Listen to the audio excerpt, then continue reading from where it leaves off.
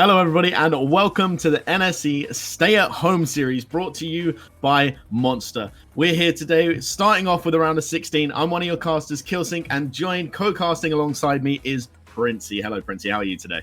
Hi, I am good. I am feeling great about today's games. They should be some cracking ones because obviously this is the 2-day stay at home series. We had half of it yesterday over on Rocket Kingdoms, and we've whittled it down to our top 12 coming with us today. So if we just have a quick look at the bracket, actually, if we bring that up for you.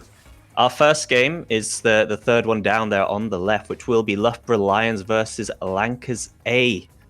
And these are two teams that have come up against each other plenty of times throughout the seasons, at least, where I've either been playing or casting, and it's always a brilliant game. So, you know, hopefully we're going to get the same thing again.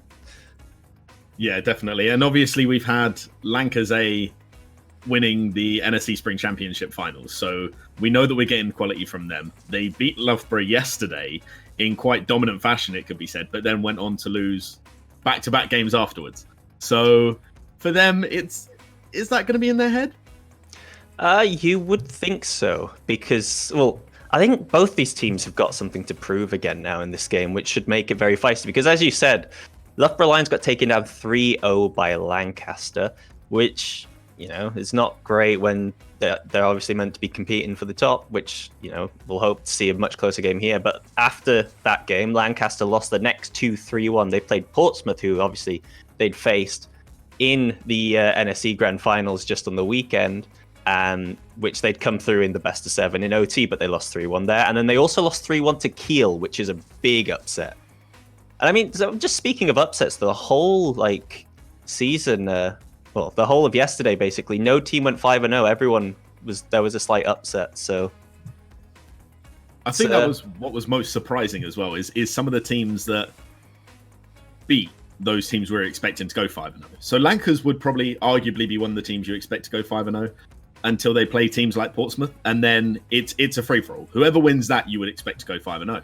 With Portsmouth winning it, you'd think, oh yeah, no, they're fine. They've definitely got this. They're not going to finish 4-1 now. They've just beaten Lankers. They're coming off the back of a win, and then go on to lose in what is almost a sweep to Brighton.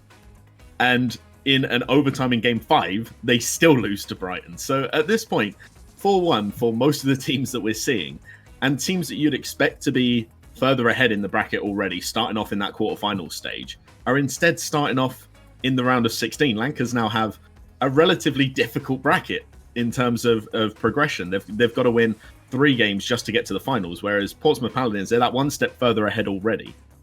But, and I think this is definitely a point I'd like to make, whoever wins this game, in my personal opinion, probably has the easiest side of the bracket to get through to the finals. That's not to say they have an easy side of the bracket. All of these teams are great, but they definitely have an easier run, shall we say. These are teams that, if you were to pair Loughborough and Lankers up against, you would say, yeah, no, they're going to win. They'll win in probably quite dominant fashion.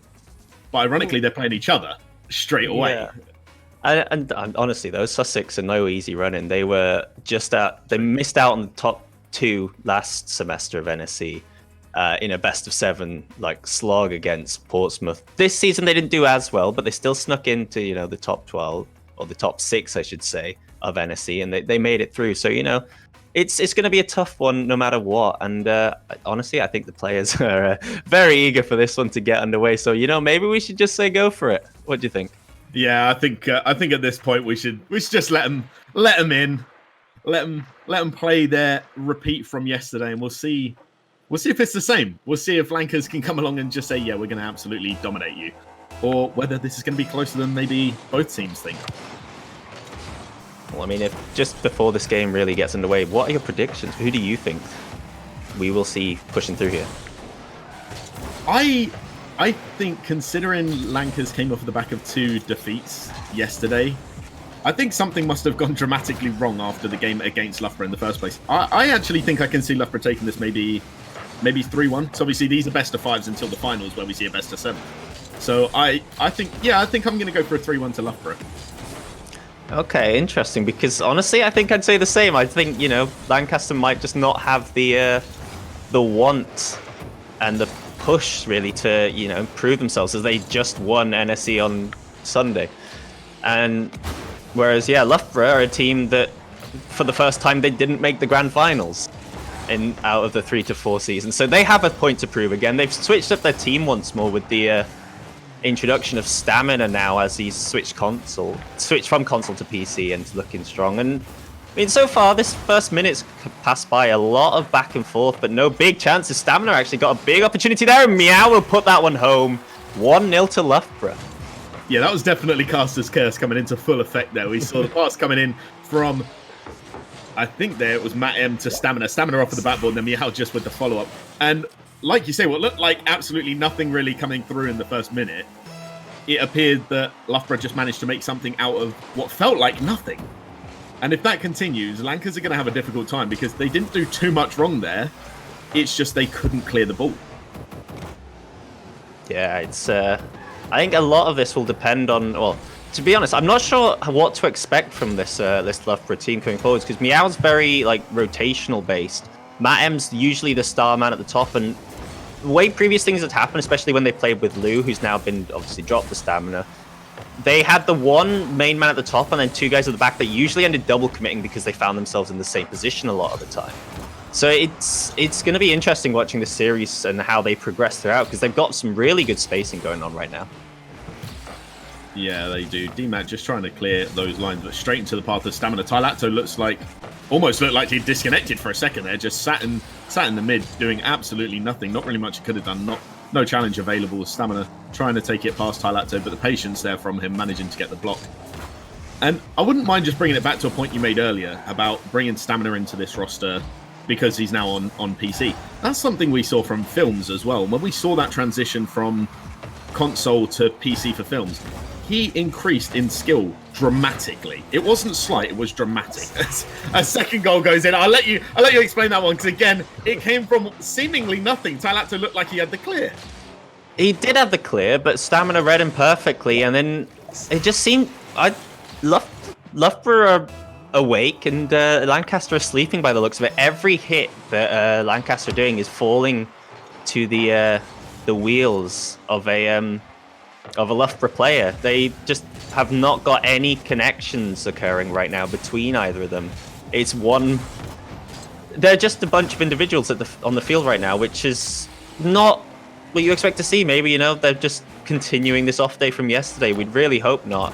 I mean, this could be game one, and as I'm saying, the negatives about them, D-Max trying to shut me up and be like, hey, we can pass still. Look at this. 1, 2, 3, and into the left side of the net. Good play. Finally, maybe waking up. Good play, and I think we also need to note, not the greatest defense, has got to be said, from Loughborough there. Loughborough, no player on the field at all challenging Tylacto's initial pass or D-Mac's shot.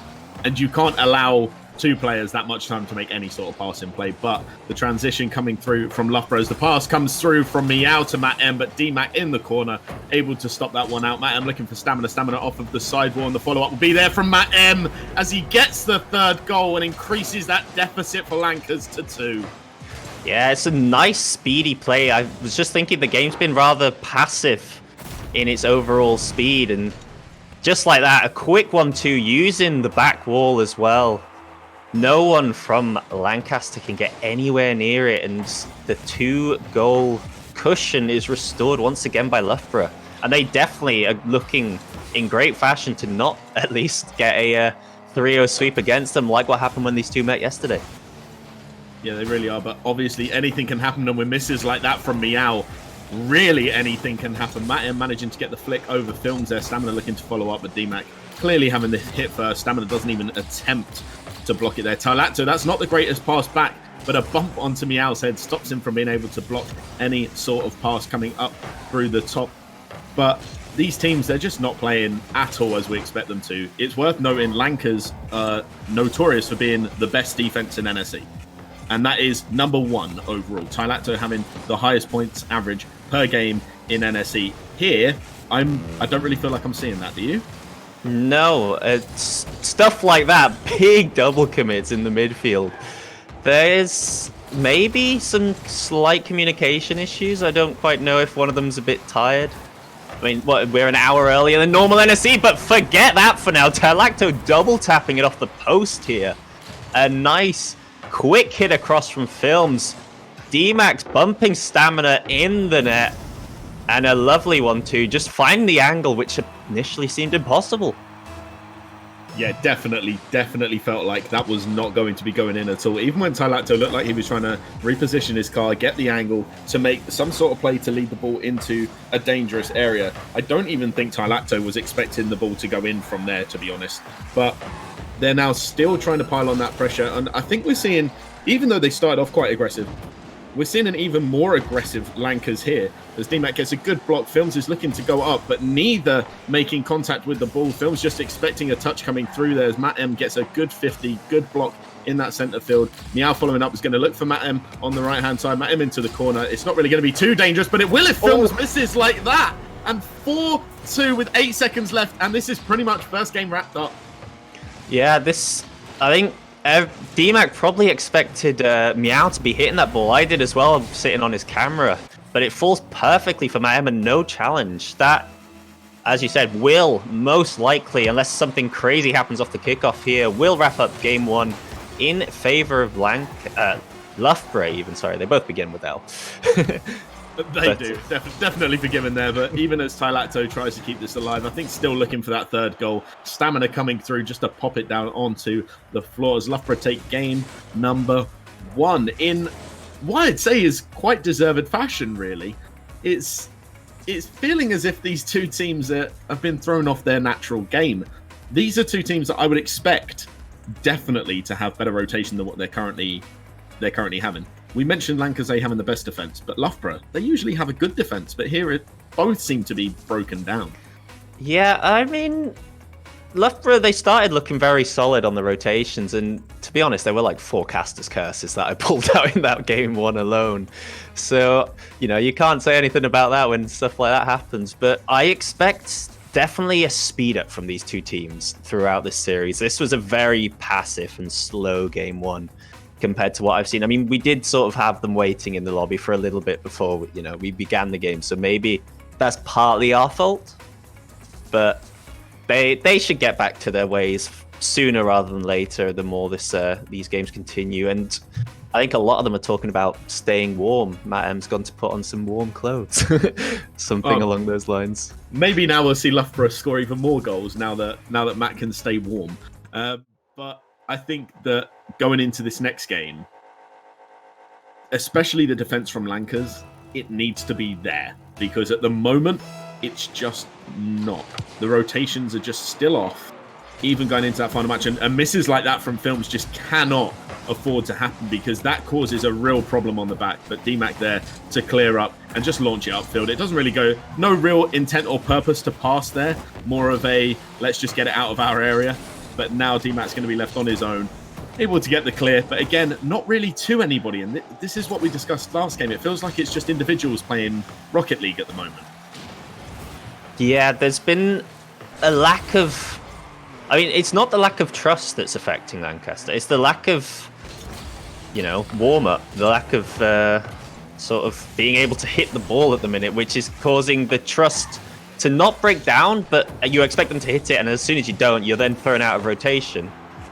And as you were saying about just, passing to each other, they're not finding things. Meow, though, looking like the one weak link with a few misses himself throughout this game one and now game two.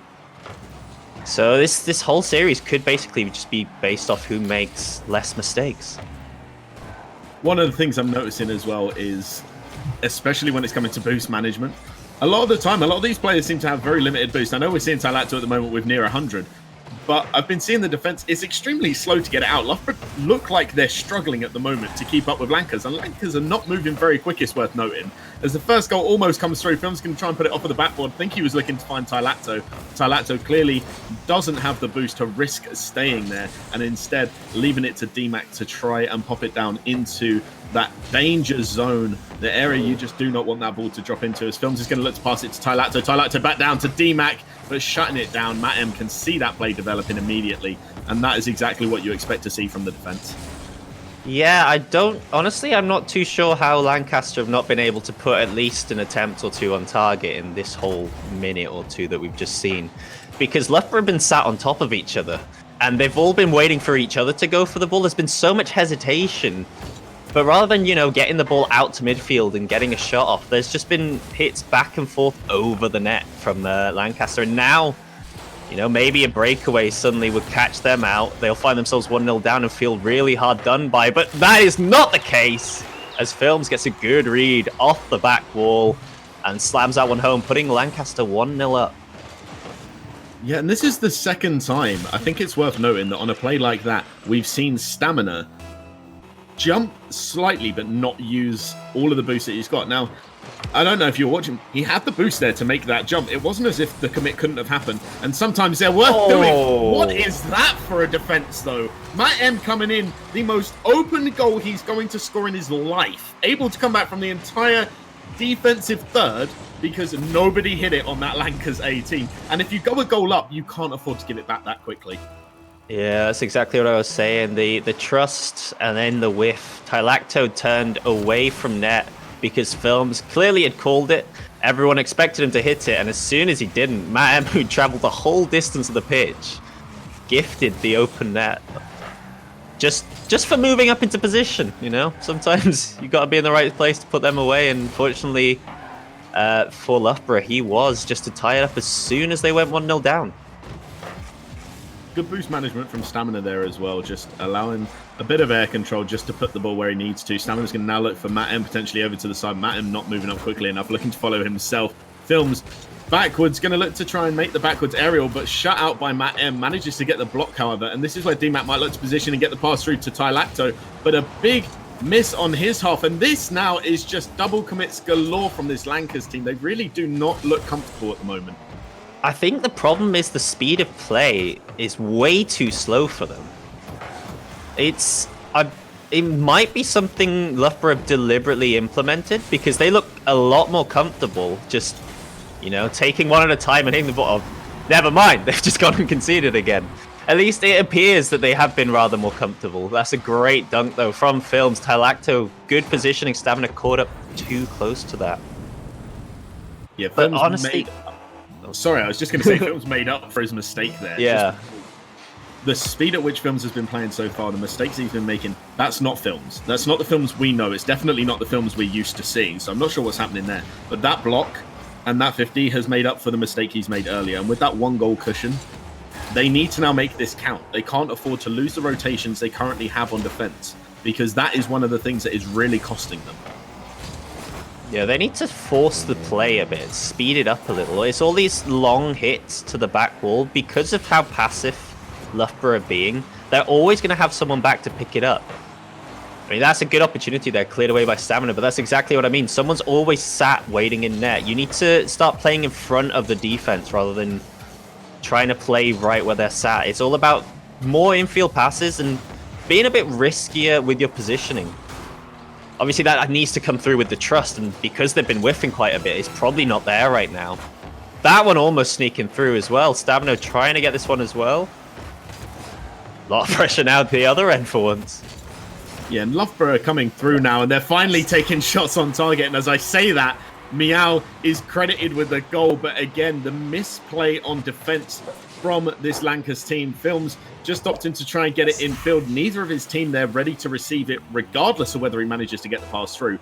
And we see the game tied up with 20 seconds left. It very much looks like, again, this is anybody's game, because neither team, like you say, are playing fast enough. This style of play, this speed of play, and those kind of misses, even coming through from Tylacto there, are costly. But it feels as if, I don't know if I'm alone in saying this, that the game is currently being played on 50% speed or 25% speed, because this is just slow.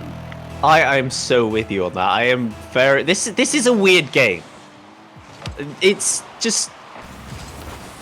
No one seems to have boost, because clearly everyone's burning it, but they're playing at half the speed you'd expect them to, so where is it all going?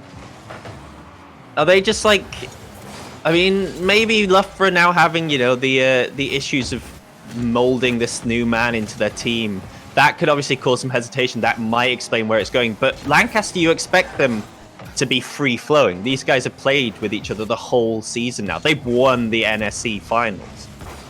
Like, there's something going on. Maybe I've accidentally set half speed up, you know, starting the server or something. This is just weird. Yeah, everything does feel that bit slower, but irrelevant to that, DMAC, good pass off into the center, Films with the follow-up, looking to push it over onto the sidewall, but straight into the path of Matt M, who again just pushes it straight into the path of DMAC, and there are no passing plays really feel like they're coming through. Zero boost from Stamina, as we've seen from, I think, everybody on the pitch for the past maybe what feels like 10 minutes. As a save comes through from Meow, Films just trying to cause a little bit of a problem. Pass infield. This is where the danger can come in, because if Matt can get control of this, take it over DMAC, which he does, a good block from Films could lead Stamina to get a good pass in, but instead it's Films passing it straight to Meow. Meow trying to get the drop shot over, but can't find the target as DMAC slow clear. Films double committing with him. Tylacto left trying to clear it out. And again, play is just slow. No team really making any effort to get those passing plays going. And that's going to cause them a real issue, especially going into the next matches where some of the teams will definitely pick up the pace because they know who they're playing. They know the caliber of play these guys are capable of playing at. So why that's not happening right now, I'm not entirely sure. But dangerous passes like that coming in from Tylacto to the midfield can lead Meow to have a good opportunity, but Films gets it cleared, looking for DMAC. DMAC will follow that one up. Good block from Stamina, but it's blocked straight to the center field. But Matt M looking like he's going to be the first person there as Films goes for the hit, but with 7 boosts and that mid boost having been taken completely out of the play. Now Matt M with a good touch onto the backboard, and Stamina trying to get the goal, but still 2-2 and still 2 minutes into this overtime. Yeah, it's worth mentioning that there are a lot rides on this overtime for Lancaster, because it is only a best of 5. If they drop this, they need to reverse sweep to stay in this tournament. And their chance of getting that year's worth of monster in the 250. That's a good opportunity there, quickly shut down by Stamina. But I mean, I think we're slowly starting to see the speed mount up. It's just when it's this slow, you always feel like Loughborough are going to be the favourites. Matt M probably the best player on the field when he's allowed time on the ball, that is. And he almost got a big opportunity there to seal this game. A good fake out coming from Films. Films looking to try and fake out Stamina as well. Isn't going to be able to do it. Stamina there, not pressured into a play by Tylacto. That's quite surprising. Tylacto's usually very, very good at forcing the play in. But that is dangerous and really not the kind of place you want to be putting the ball. Tylacto with a massive misplay. And this is left for Lankers clamoring on the defense. They do not know what they're doing at this point in time. Meow trying to clear that ball, does so. Films with a dangerous 50 and an open goal, and Tylacto managing to beat out Stamina as Films pushes it over to the side, back onto the backboard by Matt M, and up early is Stamina but can't find the target as the whiff comes through from DMAC. Films into his own corner, looking to slow it down. Probably not the best play here because at the moment Loughborough just dominating. They just need to get this ball clear and reset, because it looks like at any point in time, Loughborough are going to get this third goal because the counter-attack just is not happening at this point in time. A shot comes through, as does the save. Pass into the middle. Oh, that is going to leave it open for Stamina, who can't finish it off because Films manages to get the block. What is happening, Princey? What is going on? Honestly, I think Lancaster are as confused as we are to the speed of this game being played. I think they're getting given a lot of time in places where they don't expect it, so they just keep giving the ball away. And they really should have conceded, to be honest. I'm pretty sure it was a triple commit in front of net. Stamina just couldn't quite reach it up to the ball in time, but plays exactly like that. Films has passed the ball away, 0 boost. Tylacto's now done the exact same thing. They just keep hitting the ball away to their opponents, leaving themselves stuck in their opponent's half without any boost. You're always forcing a 2v3 in that situation, and it's so disadvantageous to you. It's probably better just to leave the ball, reset, get your team behind it, and start again. And Meow, last man back, managing to get the 50 heading off into the corner. 0 boost though, takes himself completely out of the play, as does Stamina. And now 1 man back. It is DMAC, he's more than capable of getting the shot on, but a poor shot like that isn't really going to lead to anything. A Stamina just hits it upfield. No attempted pass. Bump does come through, but the slow follow-up from Meow is going to mean absolutely nothing coming their way. Stamina again, they're left with an easy clear off of a Tylacto hit. DMAC with the miss. Films there looking to find a pass infield, hoping that the block attempt could come through from DMAC, but nobody being hit. And now this is risky, but Tylacto manages to get the block, gets a second block onto Matt M as well, but nobody following up. That side wall for the Lankers team means Loughborough will be allowed to reset on the defense. we've now had 5.5 minutes of overtime here. And I think the speed of the game is probably ramped up about 5% in that time. That was a big opportunity, DMAC. But I feel like all of Lancaster's chances have been like half opportunities. Ones, you hope that you can score from, but you're not really expecting it. You're just hitting it to force a defender to move. And more like maybe make them mess up and give an opportunity to another teammate following in. But this might be the end of the game. Great save from Tylacto. Meow almost getting a brilliant shot in off the corner. Now with 6 minutes, we've had another game. We've got another one at least after this. If Loughborough take this one here, who knows how long this series is going to go on for. At the moment, this is absolutely crazy. Neither team looking like they're creating any dangerous opportunities like you've said before. The passes just aren't there. Loughborough have been attempting them, but every time they try it, actually good defense comes the way of Lancers, and they just shut it down. But Lancers never seem to be able to get the ball out when they need to. If anything, I've got a real big feeling that this game is either going to come from one of two ways. One team is going to get a counter-attacking opportunity of dreams, or we're going to see a whiff. I just don't feel like there's going to be any big plays coming through, because at the moment, no team seems to be trying it. As Films pushes it over to the side, looking for Tylacto, that first real pass opportunity coming through. Tylacto with a good 50, but it's not really done anything as DMAC gets it higher off on the backboard. And again, it's a wasted opportunity from DMAC there. Had every chance to pass it through to Films. Stamina still pushing up the field with 0 boost. Not the best play. Matt M passing it center, looking for Meow. And this is where the mistake comes in. Oh, and no! DMAC can't find the target with a completely open goal. We thought that would be the end of this game. I don't think either of us were considering that wouldn't go in right there. And Tylacto now forced to try and keep the play alive. Yeah, just before that happened, I thought the longer this overtime goes on, the more unsure of themselves Loughborough is suddenly looking. There's been a lot more double commits in the last minute. I think that they're clearly just... One of them's had a look at the clock and be like, oh my god, guys, we've played almost 8 minutes of Rocket League here. Like, what's going on? Because they seem comfortable. Both these teams look very comfortable. Now, Lancaster have the front foot. They should have ended the game, but DMAC couldn't quite make the connection. And I mean, you can't say that these teams are not warmed up now. They've had so much Rocket League to play. More than you would have expected even in a 3-0 sweep at this point. So it's like, why aren't they playing to the best of their ability? What's missing? Opportunities are coming, but they're so slow in the build-up that you always have at least 2 or 3 players behind it. And speaking of that, I think one of the things that is really missing is a good shot. Because as of yet, we haven't seen any shot where we can turn around and say, oh, that was incredible, that was amazing. At the moment, it's been shots that we say, yeah, that was pretty good. Like, it went in the goal. That's why it was good. It wasn't good because it was flashy or it was stylish or there was great passing play coming along. It was good because it went in. And at the moment, both teams just feel like they're trying to play such basic Rocket League that they're not going to break down these two defenses. They're not the kind that are ever going to break down from simple play. As Stamina gets a good block with 0 boost, and Meow is up. Can't get the second. And that is exactly how we said this game would end, from a poor miss or a whiff on the defense. But Tylacto would definitely be expected to save this 100 times out of 100. And how that has gone in, I will never know. But Loughborough take game number 2 in, I'm going to say, less than spectacular style. Yeah, the 9 minutes of overtime. I think Tylacto, honestly, I think he expected DMAC to be on that, but DMAC side flipped, and then because of that, Tylacto panicked and side flipped himself. Like, that is how bad that sounded. And that, honestly, that reminds me of the Veloce game against Renegades from RLCS, where, you know, it was 40 minutes of overtime, but nothing happened. This, obviously, there were a few more opportunities. There was the open net that really should have settled it for DMAC that he couldn't put away. We saw 20 shots out of Lancaster, but none of them really memorable. And now they need to reverse sweep on top of it all. Now they need to wake up. They have no more lifelines.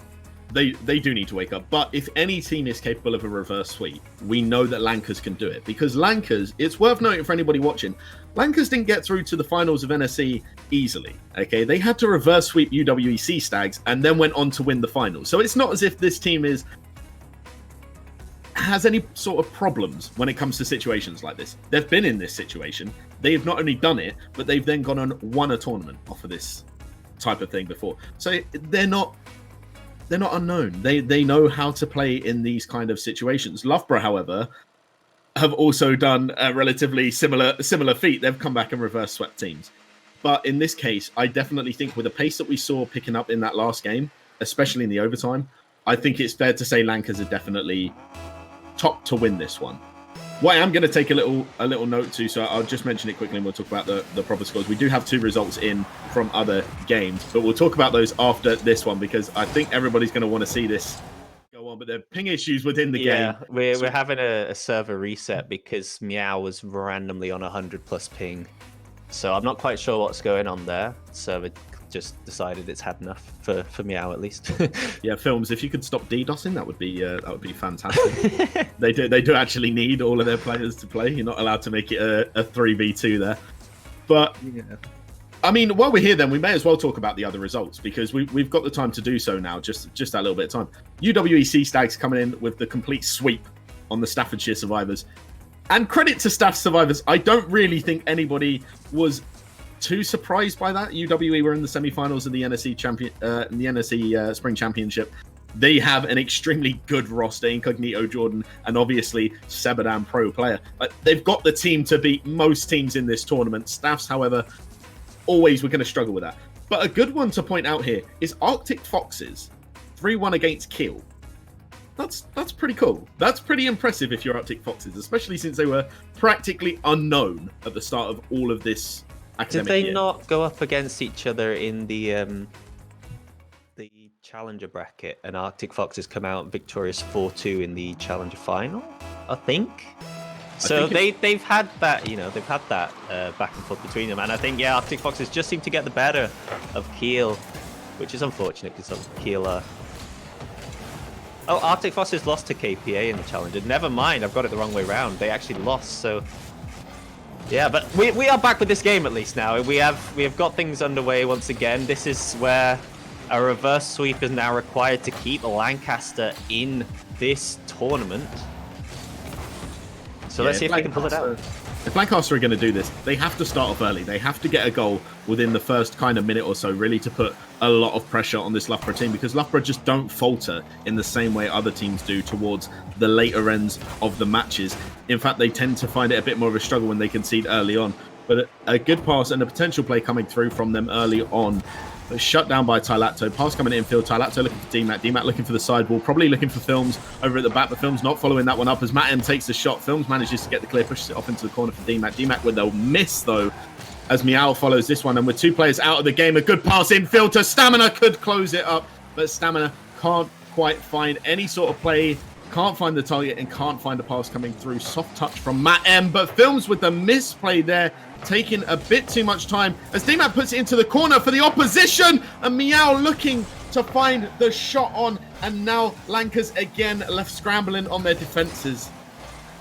Oh, they've almost managed to squeeze one through just then, but yeah, still not looking good for Lancaster. And the longer this game 3 goes on without, at least being even or being down, the more they're going to have to push, which means the more cracks are going to open up at the back. And any long clear over the top of their heads could just result in an open net for Loughborough. And something I see a lot is like teams when they go 2-0 up and then they're looking to go 3-0 up, they're usually very aggressive teams that shore themselves up just to try and see it over the line, which is where they collapse. But because of how this game's been played, hold on a second. Oh! Woo! That was close. Sorry, I had to pause for that one. But yeah, because of how this game's being played, Loughborough have been so passive already that they're not going to change their style up whatsoever. So it's all down to whether Lancaster can just remember how to play this game. It's definitely a good point you make. Loughborough don't need to change, and they know they don't need to change. They've been playing extremely slow.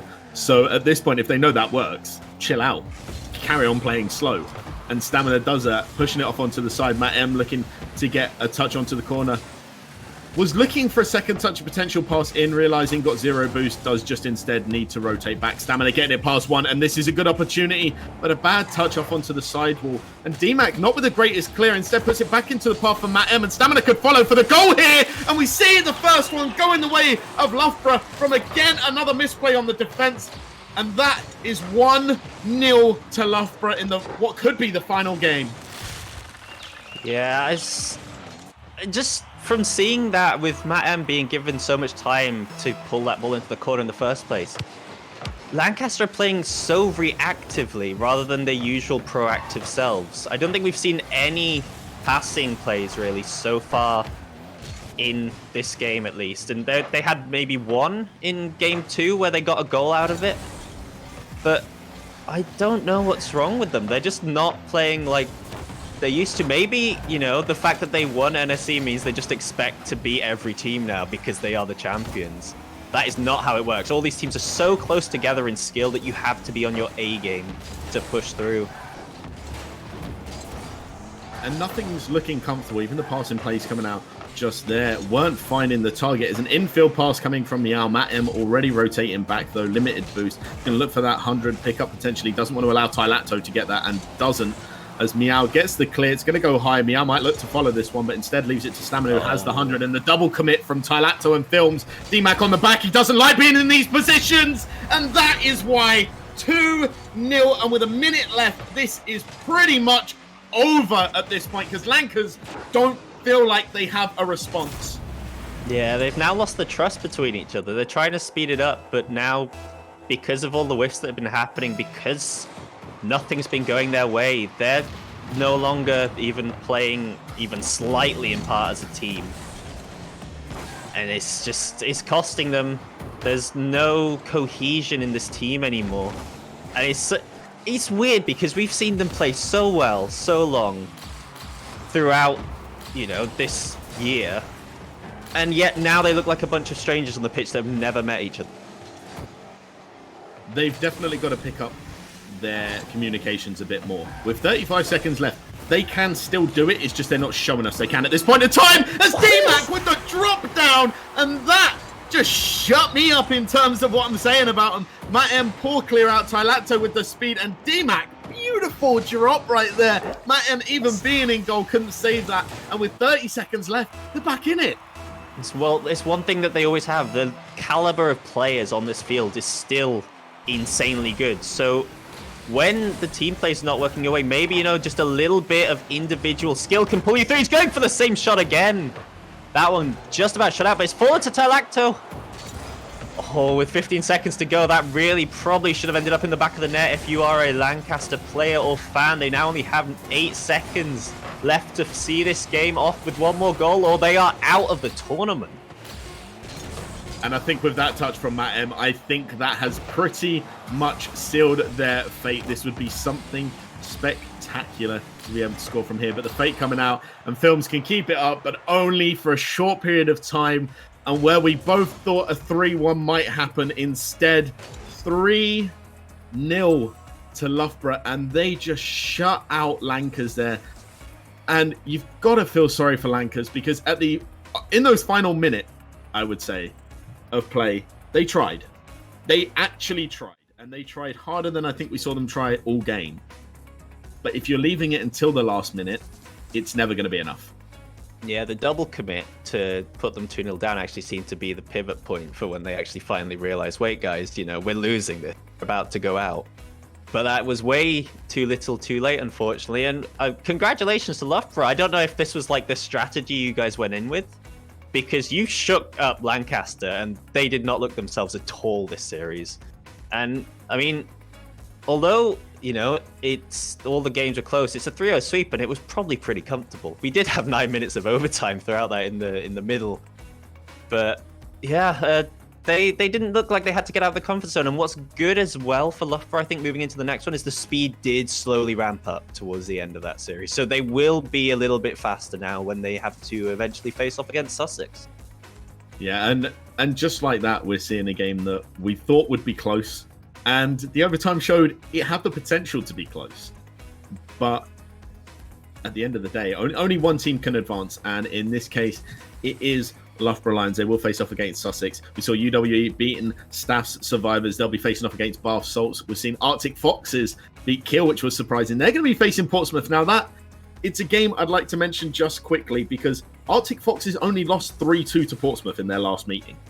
This is a team that actually can hold their own against one of the best. So it's not going to be as potentially big as a shutout as anyone expects. And then the University of Birmingham just smile, beating out Reggie Belafonte. Should have gone to UEA. 3-2. They're going the full distance, and that whole lower part of the brackets. Now, that's not to say lower bracket, the lower half of that bracket. Sorry, University of Birmingham and Brighton Babes. That's going to still be a close match. Yeah, definitely. All these games, like, I mean, as you were saying, Arctic Fox is Portsmouth. Most people probably put their bets on Portsmouth, but because of how the games yesterday went, like, we have no idea how that's going to go. Loughborough Sussex is always a close series. And Brighton UOB. I probably, to be honest, I expected UEA to be able to squeeze through. Maybe, they just weren't quite on their A game as they were yesterday, because they've suddenly found themselves in this new sort of level where they hadn't even made it into the National League in NSE this season, but they've done a switch up with their team. So Taylor, unfortunately for him, got dropped, and it seems to be working in their favor now, so they could be looking really scary next year. But we will be going to a quick break before we bring you Bath Salts versus UWE. That one, I mean, Bath find themselves in the brilliant position of 4th from what they did yesterday, which is crazy. I mean, there were 9 teams that ended 4-1, so this was all on like the win-loss percentages, wasn't it? So almost nothing to split most of these teams, and we've seen that in a good few of these series, and hopefully it will continue on to our next game. So don't go anywhere, guys. It should be a good one.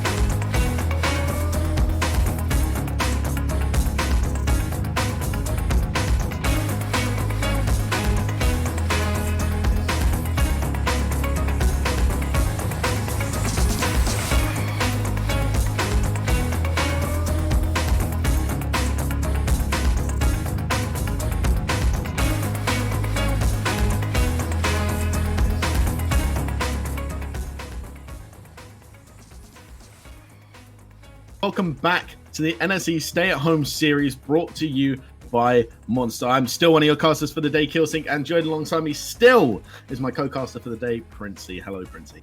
Hello, I will be obviously here, and you will too, for the whole of this, going through this quarterfinal, the 2 semifinals, and the grand final at the end of it all. So, get used to us. Yeah, and obviously going into this next match, we're going to be seeing Bath Salts facing off against UWE Sea Stags. Now, for those who don't know, UWE Sea Stags have a team that have rivaled the championship the entire time this year. They have constantly been in those upper brackets, they've constantly been in those upper ranks, and they have challenged the very top. We thought we were going to be seeing them going through to the NSE finals. They just managed to lose out to Lankers.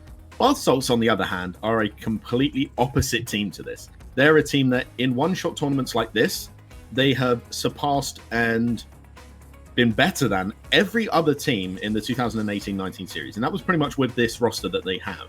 So they, in teams like this, they have that credibility. We know that they're capable of performing. UWE, however, we don't really have too much in the way of what they're capable of here. What we do know is that this quarterfinal is the furthest they've ever got in a big event. And they're one win away from obviously getting something out of this. UWE actually beat Bath at Varsity, and they did it without Sebadam. Now, for anybody who doesn't know, Sebadam is one of the most key players in any sort of NSE team. Any NSE team that can have key players, Tylacto and Sebadam are those two key players. If they turn up on a day, you can almost be guaranteed that that team is going to walk away with a win. To not have them and still beat this Bath team, that says wonders for what this UWE Sea Stags is likely to bring to this match. Yeah, well, UWE took a very surprising 3-0 loss yesterday to Reggie Belafonte, also known as UEA.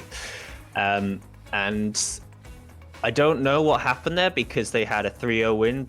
They had a 3-0 and a 3-1 win before, and a 3-0 and a 3-1 win after. So maybe just a slip up, but I think realistically, I'd expect them to walk through this quite comfortably. But I don't know with Bath, because I haven't really seen them besides when they weren't at their full roster in the EUR. So it's like, I don't know what to expect. Bath could be your big underdogs here and have a great fairy tale story going throughout this. So without further ado, I think we should just get this one underway and see what happens.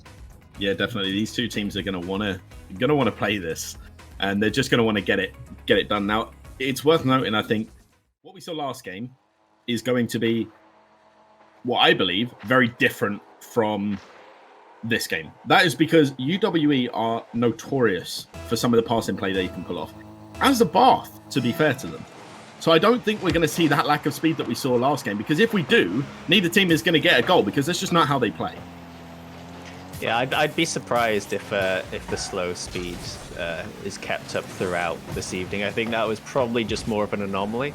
And I think we probably saw our longest overtime in the last series too, of that 9 minutes. So it all depends. But with UWE coming through and sweeping Staffordshire Survivors, getting an early goal here is looking perfectly in their favor to continue sweeping on through into the semi-finals. It's a brilliant self-setup, and shot from Sebadam completely catches out the Bath defense there and gives them that early 1-0. Yeah, that is exactly how UWE are going to want to have started this match. And obviously, it's the man we talked about himself. It is the Sebadam. Incognito getting a good pinch off onto the sidewall. Joel there to read it. Sebadam, last man in defense, not going to risk jumping too early, but instead does just go straight into the path of Adam G as Adam G tries to find the shot. Jordan following up quicker than Vex can. Vex now completely out of the play. Incognito going to look for a center. Infield pass to Sebadam. Sebadam going to opt not to go for it. Sees Adam G is up earlier and leaves Jordan to deal with the play. This game is being played at a much quicker speed to what we saw before. That's a good pass from Jordan onto the backboard, and Sebadam with the quick follow-up. All three players from Bath queuing up on that front post, but no one actually committing to the ball. Yeah, and the ceiling shot pass. Yeah. Yeah, the ceiling shot pass coming through to Sebadam. We spoke about it at the start. These two teams are going to be looking for pass plays. They're not going to look to play as individuals, and immediately we said that if Sebadam turns up, it's going to be UWE are going to have a relatively easy time with this. And that's not to say Bath are a bad team. It's just to say that when you have one player on your team who is that much above the rest of the field, it's difficult to close down that player. That is Sebadam at the moment. But coupled with Incognito and Jordan, it is the perfect team. It is exactly who you'd want. Sebadam's going to look to get that infield, gets it towards Jordan, but Jordan a little bit slow to react to that. And Joel now with the opportunity, but Jordan manages to get it onto his own backboard as Vex looking infield to Adam G for the pass. Adam G off looking for the double touch and gets it into the top corner. And 2-1, and Bath's response is a good one. Yeah, Bath looking a little bit shaky at the back, but up front they are coming out in style. A lovely pass from Vex to Adam to set himself up with the double tap. That was a gorgeous goal. And I think once they get rid of that hesitation, because this is obviously their first game this evening that they've had, if they can cut the hesitation at the back, they will suddenly be moving a lot quicker and a lot more fluid in rotation with each other. But they're being caught out on occasion right now by Sebadam's individual abilities. Zero boost coming the way of Joel then. It looked like Jordan might just be able to get the Doomsday as Sebadam looks to get the ground at pinch. Incognito now taken out of the play. Gonna look to push off onto the side, but Vex already predicting that. Slowing down the play, but not doing it well enough to fake out Incognito as Joel gets the hit onto the side. Jordan looking infield for Sebadam, who is already up, looking to drop it again for Incognito, but Incognito returning back towards his defensive area. Good decision from him. Jordan there looking to challenge Joel. Joel getting the touch and then Sebadam going for it. Looking for that double touch. Gets it. Looking for the pop as well. Finds that and Jordan gifted with an open goal but takes it away from Sebadam, who maybe had the angle to get that third goal. And that might be the first miscommunication we've seen in the game so far. Well, at least on the end of UWE it is. They're playing an interesting style right now. It very much seems like it's Incognito and Jordan stay backed, or they rotate together, and then Sebadam is a lone figure, like a 2 and a 1 in terms of waves. That's why the goal, though, didn't go through before, because the second man was sat way too far back. And because of that, Sebadam thought, right, I can be on this first myself, and that's why the double commit happened, which ended up costing them that 2-goal cushion once again. But things like that will be helping Bath stay in this series. They haven't really had any opportunities yet. They're just sort of stemming the tide of UE coming through. They really need to start breaking out and trying to just keep hold of possession a little bit more. I think it might even be a case of, in this situation, Bath don't want to overcommit because they know how punishing this team can be. So they are waiting potentially for that counter-attacking opportunity, because even when we see Vex there, just launching it upfield, there's no intent to get a pass going. It's more just to take away the ball and see if they've got the opportunity to make a play later on. Joel with zero boost, not able to do anything. He's going to look to pick up the middle from Incognito as Incognito challenges Sebadam, faking out Vex, acting as if he's going for the infield pass. Now Jordan has every opportunity to pop this over Joel, but Joel with a good 50, and Sebadam there to take it away out of the way of Adam G. And I think what's worth saying, especially about this UE team, for every single game I think I've casted for them, they always seem to use the Incognito Jordan partnership, which is, I just want to point out, arguably, in my opinion, one of the strongest partnerships that NSE has. Those two can find each other like there is no tomorrow. This game is the first game where I'm not seeing those two as the upfront figures, and that just feels a little bit different for me as well. Maybe that's something they've discussed going into this game. It would be interesting to know, yeah. I think we will probably see that develop throughout the series. Sebadam, once again, though, being the lone man up top, trying to do everything himself for UE and see this game out. It's only 4 seconds they have to hold on. And unless this ball somehow stays up and travels the whole pitch, which Vex unfortunately cannot do, UE take game one in what looked rather comfortable fashion. It did look like very comfortable fashion. Something that maybe wasn't expected from UE. But I think one of the things I'm going to give a slight nod to is the fact that we'd spoken beforehand that UE had, their vital player in not carrying the team. That's not fair. That he doesn't carry the team. He is a very pivotal part of the team. And we said the same with Tylacto and Lankers. Actually, in that game, I'm not going to say Jordan played the better player out of those. They played like a full unit. And something that UE do quite frequently, really. They play as a full team. And Bath do exactly the same. It just happens to be that UE, in this case, played the better team chemistry.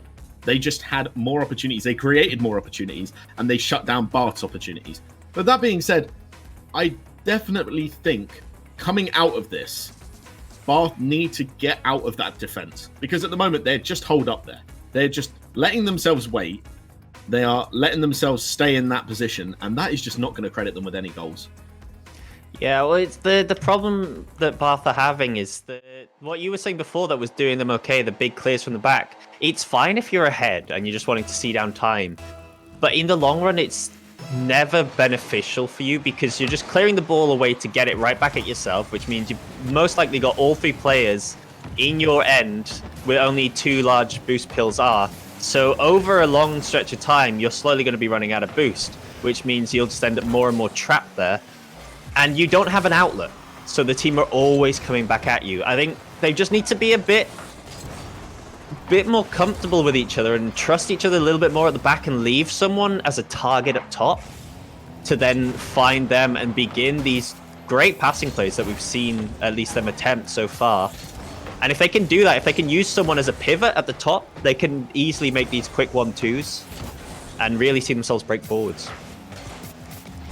And at the beginning of this game, it feels like the pace has definitely slowed down again. Something that we saw from the last series we've watched. Sebadam getting that big clear, but over to nobody. Vex is going to look to try and take this. But Incognito with a good 50 as Joel tries to clear the line, but it's straight into the path of Incognito. Vex coming up and just helping out Adam G a little bit there. Not entirely sure he needed to, but it was still a good decision, irrelevant of the fact. And Sebadam there looking to follow that one up as Incognito gets a high off the backboard. Sebadam is going to look to try and get this in field for Jordan. Does so, but Jordan can't get it over the top of Vex. Sebadam looking to keep it alive. Joel will be there to clear it. And Vex kind of stuck a little bit in no man's land at that point in time, just driving around, not really sure where he needs to go. Doesn't need to rotate immediately onto defense, but at the same time can't risk going into that offensive position. Sebadam looking to clear it, but Joel over the top getting a good dunk. No one following up again, though, from this Bath team. Adam looking for the block, gets the block as well. Incognito in an awkward position here, left trying to get the half flip, trying to keep himself in a position where he can get some defense going. But over the top, Joel hits it, and Sebadam with the one demo hunting for the second, but can't find Adam G. This defensive play from Bath is really reminding me of what we saw from Loughborough in the last game. The big difference is their opponents here in UWE, as opposed to Lancaster, are actually playing at a much faster speed to be pulling them apart and finding the gaps between which they're then taking full advantage of. It almost seems like we've seen half the game now pass where it's still 0-0, but it just feels like it's a matter of time until UWE take the lead once again on this. As that shot goes just wide of the post, probably should have been at least put on target. But yeah, I just can't see Bath really getting out and making any plays unless they are really trying to force the overcommit. But when you just concede and shot like that really should have been saved, it's not looking good for you. Yeah, that's not the greatest of shots. Adam G not with the greatest of jumps, unfortunately, from him. But we've just got to mention the poor clear from Joe. It's got to be said, doesn't really put it into any safe position, even though he knows Vex and himself have both committed into roughly the same area. You need to run it up the wall in a situation like that. You can't afford to just hit it relatively infield, especially for a player like Sebadam, as Vex misses the clear, and this is probably going to be the 2-0 buffer they were really hoping for, and that comes off of the back of, again, a poor hit. Vex not getting the touch, Joel getting a clear out, but it's not into his own corner. He can't risk hitting Incognito, and Jordan following up 2-0 and 2 minutes remaining. Yeah, and the point I was making when it was still 0, it feels like it's just fully validated. There's the mistakes that you have when you're under constant pressure at the back. You're bound to crack at some point. And unfortunately for Bath, it's been 2 cracks in quick succession, make that 3. And now it seems like game 2 is 100% going to UWE here, as they have taken full control and there's just no cohesion on the back lines for Bath anymore. it almost felt like that was a repeat of the first goal. We saw Joel hit it into the same side and allow the same sort of shot to come through. And again, 4-0. And right now, Bath just have absolutely no defense. It's got to be said. Incognito beating out Vex and just dropping it over the top of Joel. Joel being forced out of position. Couldn't really rotate back regardless. But 4-0. And at this point in time, it just does not feel like UWE is slowing down at all. The interesting thing with UWE right now is like watching them play Nottingham Trent on Sunday, where they had to be on the best of their ability and pull out all the stops to come through as the third place team in NSE finals. They look like they're only at half speed right now. They don't look like they're having to give too much, and that's a scary thought, because at this rate they're going to sail through on to the semi-finals. But you don't want to be the team coming up against them in the semi-finals, because you're in for a tough ride if they can, you know, just flick that switch and go all out. 100%. And as the ball goes off onto the side as well, Sebadam looking to find Incognito again, looking for that center field, and nobody in goal. Would have been a relatively easy shot to have made there, but didn't realize there was no defense coming through as NMG looks to take this, looking to try and find that first goal in this game, as they're just being shut down at every opportunity. Vex looking to clear it, but with no defense helping him here. Incognito might have a good opportunity to get a goal going, but NMG there in time gets the block onto Sebadam, and Incognito is going to have a relatively easy time clearing this, but Jordan almost clearing it into his own goal, it's worth saying, but not prepared for that shot. And the misplay on defense again. And I think it's got to be said, I mean, no offense here to Bath, but all 5 of these goals have not really been great at this point in time. I feel like all 5 probably could have been saved, and they're just not. Yeah, it feels like the rotation's out. They're trying to play a different rotation to what the game's allowing them to do right now. And that should really be 6 there. I don't know how Sebadam's actually managed to miss that open net. Maybe he just really didn't expect it to be free on him. But Bath need to switch it up. I think they're still trying to position for like these short, quick, interchangeable 1-2s that they can do, and we know they can do. They're just being cut out on the first point, and I think they need to realize that and switch it up rather than trying to get these intricate 3-man passing plays. Just send someone to demo or something. Just send someone to have a redirect. Give yourselves that out again, because they look like they're only able to play at half the speed University of West England are, because they're not giving themselves the out and they're just burning up all the boost, and then they're being stuck at the back, helpless, essentially. Completely. And with that, you've kind of summed it up perfectly. But another thing that I just want to point out, if you don't have a shot in the game, you're not getting a goal. It's as simple as that. And Bath had 0 shots for that entire match. Now that's 0 versus 12. That is infinitely times more shots and infinitely less possibility of being able to win this game, because you just can't win from that. You have to be making some sort of play. And at this point, I think Bath need to be turned around. They need to be looking at the way they're playing and saying, you know, maybe, just maybe, we need to play differently, because this is just not working. Now, yeah. I don't know what Lankers did, but it worked against them apparently in the semi-finals. Yeah, I don't know. I think, well, Bath have nothing to lose now. They need to reverse sweep. They've not put any sort of performance into what we expect from a top 8 team really here. So, you know, you might as well, if you're going out, go out on a high. Give us what you've got. Show us what you're made of. Even if you lose the game, as long as you've given your all and you've shown us that how you made it here and why you made it here, we're all good. It's just, I feel like it's disappointing right now. There's nothing there that really proves to me how they got here. And, you know, for the winner of this series, you're going up against Portsmouth.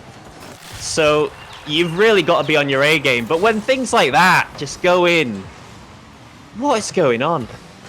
Yeah, that is just not a shot you can allow to go in at all. Adam G being baited into the initial save with Joel. Joel getting, admittedly, a pretty good save on the shot, but the follows through with Sebadam's car is just enough to take it straight into the goal. And at that point, you've just got to be defending better, really. I think is all we need to say about this game. If Bath just do that little bit better defending, ideally not themselves, that is probably worth saying. They don't need to be getting blocks on their own teammates there. But Vex just trying to get it clear. Goes off into the corner. And this is a good opportunity to score. But Incognito there for the block. Hits Jordan's car. And Sebadam's still there. Able to clear out the way with no real issue. As Adam G just gives him a bit more of a hand, really, to get that clear going. And it instantly leads to a goal.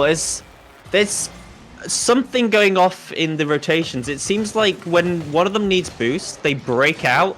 They leave rotation. And they just see that big, juicy pill in the corner. They're just like, thank you very much. I really want a piece of that. But because they've done that, they've not realized where the ball's going, what rotations happen. And Sebadam was given a good 5 or 6 seconds free on that ball. I know Adam G came in to try and challenge him, but he had no boost. He was always behind the ball. And it's not a challenge you want to make when you're facing your own net, really, either. So it's just not there. It's a shame. Because this looks like it's going very much the way of Game 2, where it's just going to be very one-sided in favor of UW. And it's a shame that we haven't seen what I hope to be a bit more of a competition. I think it's definitely fair to say we had thoughts that maybe UWE would take this in pretty dominant fashion, but that's just because of the players they have available, should we say. But I was hoping for a closer game. And as I say that, 3 goals coming the way of this UWE team in less than 2 minutes. As Sebadam manages to put it over Adam G, forces Joel to make the touch, trying to force it out with the corner post, can't manage it, goes straight into the way of Jordan, who finishes that one off very easily. And 3 goals. 3.5 minutes left though, so there's still that possibility to pull it back. There is always time, and I mean, what Nottingham Trent did in a similar position against University of West England in Game 6 in that 3rd place playoff match was they started pre-jumping. They started really, feeling too good, and it cost them, and they ended up losing that series. So it's all up to, I think, more if UWE get complacent. But if it's a mix of the two, and, Bath can push themselves here and actually start getting some offense going, as we have seen two shots this game compared to, the 0 they brought out last game. So it's an improvement. It's just a little bit too late. It is an infinite improvement. And something which is actually quite nice to see, even when you're losing, still having that fight to continue as they pull the 1 goal back right on the half-time mark of this potential final game. Vex just managing to squeeze it into the corner. Incognito moving just a bit too fast to be able to save it. But that is probably the first good passing play we've seen and the first good shot we've seen from Bath all series so far. Let's hope that can continue. They've just got to keep it going now. They've really got to ride the momentum. I hope the players, shouting at each other, getting themselves hyped up, because there is a lot on the line if you can somehow squeeze through this game, because even if you get knocked out knocked down in the semi-finals, there is still a prize for 3rd place to play for, and it is what I think one of the biggest prizes we've seen in the NSE. So what better to get your name on, at least, than one of the top prizes in this 2-day events. They just have to get themselves back on offense again, because as soon as they conceded, Sebadam to try and run them riot, as he's done all series. He's been rather ball chasey, I must say, throughout. But Bath have just had nothing that they could have done about this at all. I think at this point, Sebadam has realised he can be ball chasey, because if he can shut down the play before it even looks like it's going to happen, well, it's just that much easier for him, isn't it? As an attempted Doomsday Dish coming through from him, Incognito forced to make a challenge in the midfield. And again, Sebadam looking for the ceiling shot. Gets the 1 touch, gets the 2. Not really going to do anything with it. Trying to find the bump onto Vex as Vex takes it round the 1. Just Incognito to beat now, but Incognito there much earlier. And Sebadam, again, just always seems to be in a position to get the ball away from danger. Yeah, Bath's main issue now, it just seems like they're challenging as a 3. So as soon as one gets beat on the challenge, the 2 other guys have to run away and run back. They're staying way too linear, almost, in rotation. They're not staggering enough. That, though, should have been a big opportunity to score and actually give themselves a chance here in this final game that very much looks to be the final game for them, at least. And now, yeah, sorry. Sorry, considering what we've just seen, I definitely think it's fair to say this is going to be the final game. Even if that goes in, you have to be converting opportunities like that, because even if they score that, realistically, missing shots like that means that you're probably not going to take the next game, even if you take this game. But you have to be scoring those, and even if you score, you still got to find that one goal to claw back. But I think that was just what has been enough now to just take Bath completely out of this. Even as Joel tries to keep play alive, tries to get it into the center, Adam G looks to find target. Sebadam is there though, and the pre-jump so early from both Jordan and Sebadam, dropping it straight down in front of the goal. They still can't find the second one, and 3-0 sweep coming out there from UWE, and that was relatively easy for them. It was. They didn't look like they had to get out of third gear. Sebadam, honestly, he looked like he was... I've got to say, like, he was on the ball the whole time. He just seemed to be able to get 4, 5, 6 touches before anyone from Bath was even starting to challenge him. And it's a real disappointment, but, you know, maybe it's just they got the luck of the draw yesterday, or... You know, maybe they were on fire yesterday, and it's just hard to keep that going in a day-to-day sort of setting. So unfortunately, Bath are now out, but we will see University of West England moving on to face off Portsmouth in our next game, actually. That one is going to be on stream, and that one should be a blinder in comparison. I do not expect a sweep to continue. This sweep streak to continue at least on in that one. That should be much, much closer. That one's definitely going to be closer, and obviously Portsmouth have already 3-0 sweeped Arctic Foxes, so they had absolutely no real trouble there. I mean, we didn't see the game, so we can't comment exactly on obviously how it went, but Portsmouth are a completely different breed of team, because they are one of, in my opinion, the teams that rival UWE in terms of team chemistry. That's because Portsmouth do not rely on a singular player. UWE rely on Sebadam maybe a little bit more than I think most people probably recognize, but that's not to say Jordan and Incognito are bad. They are extremely good players. Portsmouth, however, you've got Psycho, you've got Geordie, you've got Esper. No one wants to come up against that team. That's a full team of ridiculously high-level players that are capable of dominating any other team in this tournament so far. I have no doubts in my mind that they could come up against any of these teams, and in a 10-match series, they would be most likely to win all of these games more than 5. I would expect that from a team like Portsmouth. UWE sometimes have their little falls and their little flaws, their falters, that we just don't often see from Portsmouth. Now, we saw it in the NSE finals, but they held them to a game. They held Lancers to a game 7. That's not a team that was going to be shut out. They were losing 3-1 and still managed to pull back the 2-game deficit. And then, unfortunately for them, commiserations, they lose in the final game. But credit to Lancers, they played extremely well in that final match. Here, they don't have Lancers to face up against now.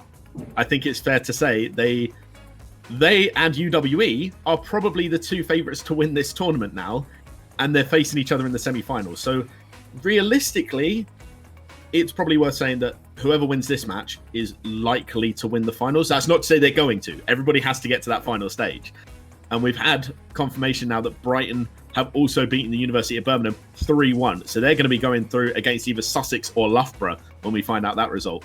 But if it's good with you, Princey, I think it's good with me. We'll go for a short break, and we will be back to watch Portsmouth facing off against UWE in what could potentially be one of the best games we have of the day. So stick with us and tune in straight after this break.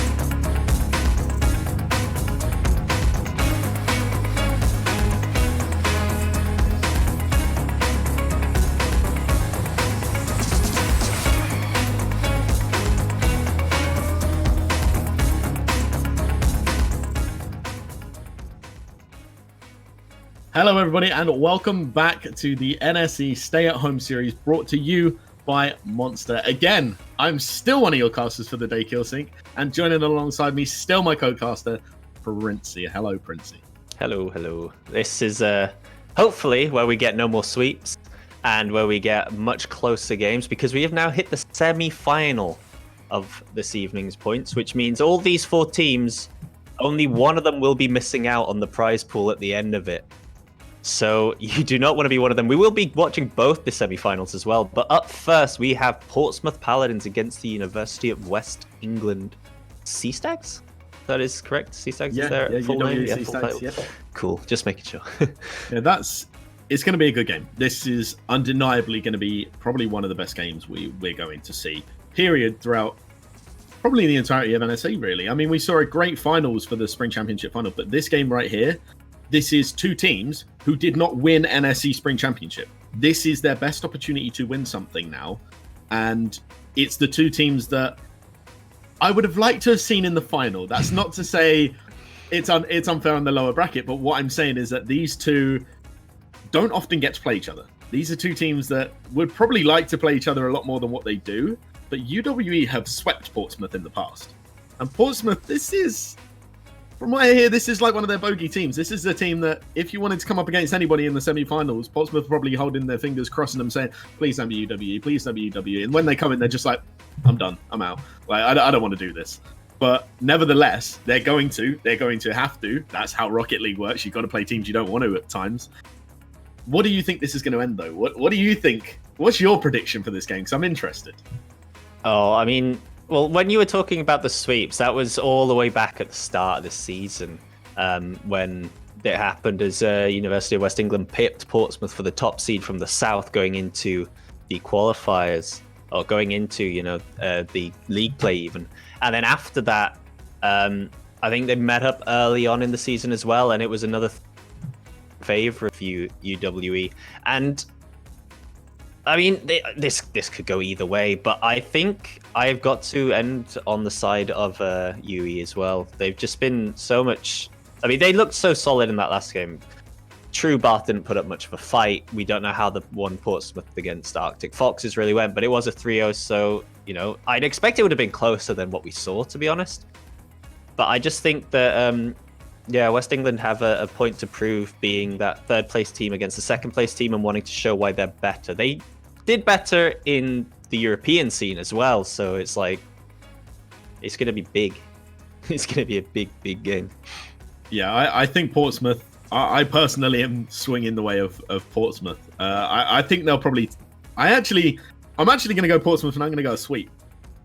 As much as that is probably very controversial. I saw how UWE played. They're a fantastic team. They're a great outfit. I can't deny that. But Portsmouth, for me, I like fast teams. I like teams that can hold a certain degree of hype to the game, just watching what they're doing. And Portsmouth, for me, are that team. They have always been that team.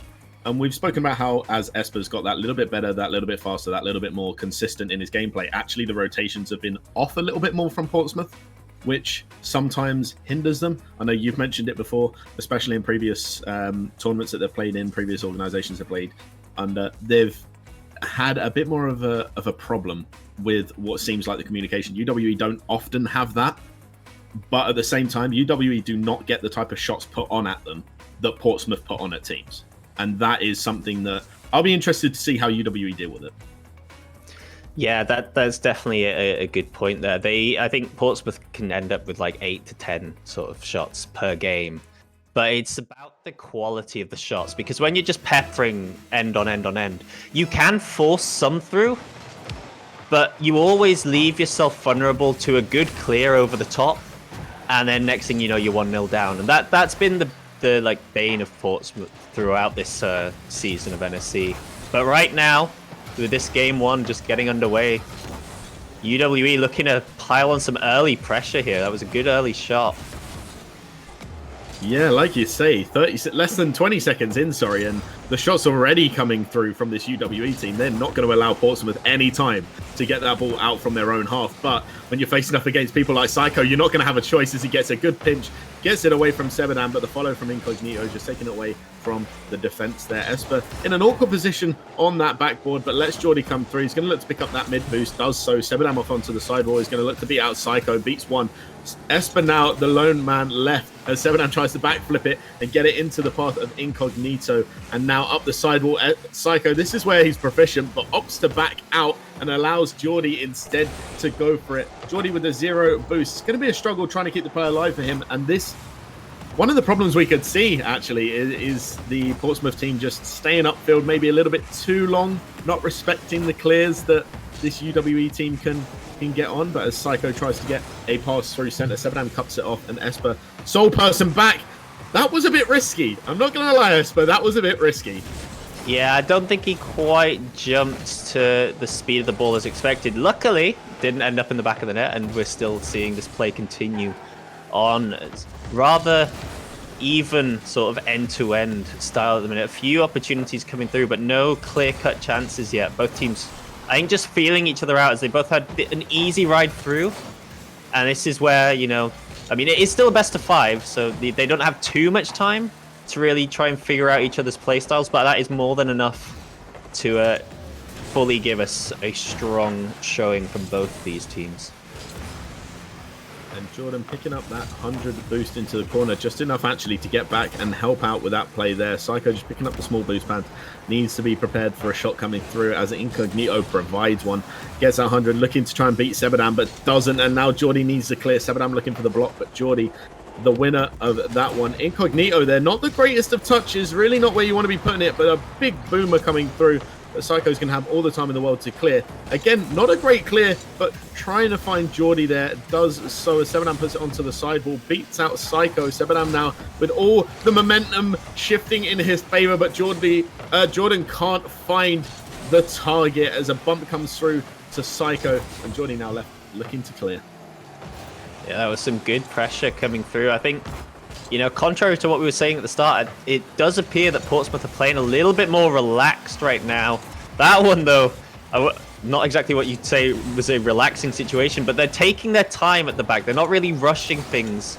You know, maybe if the series starts going against them, or the games start going against them, they start having to push for more opportunities, you might see them speed up back to probably what we expected, but it's a solid showing from both these teams, and I think it's just a matter of time before one takes the lead, but we cannot yet tell which. We can't, as they're just trading blow for blow here. Absolutely no problems coming through from either team, but a difficult save for Esper. Doesn't really matter. Geordie is more than capable of dealing with that. Sebadan facing the wrong direction as one demo comes out. 0 boost is going to make it difficult. Esper looking to try and get a pass coming through off onto the corner, now hunting for that demo as Incognito looks to take it up the wall, gets it past one, won't get it past Psycho. Jordan there though with the block will manage to get it towards that Portsmouth defensive area. That's where they don't want it to be at the moment. Incognito, a good pass to Jordan. We said they find each other a lot, but doesn't manage to get any sort of good shot. Psycho looking to take control of this, but with 0 boost is going to struggle a little bit, but somehow hasn't.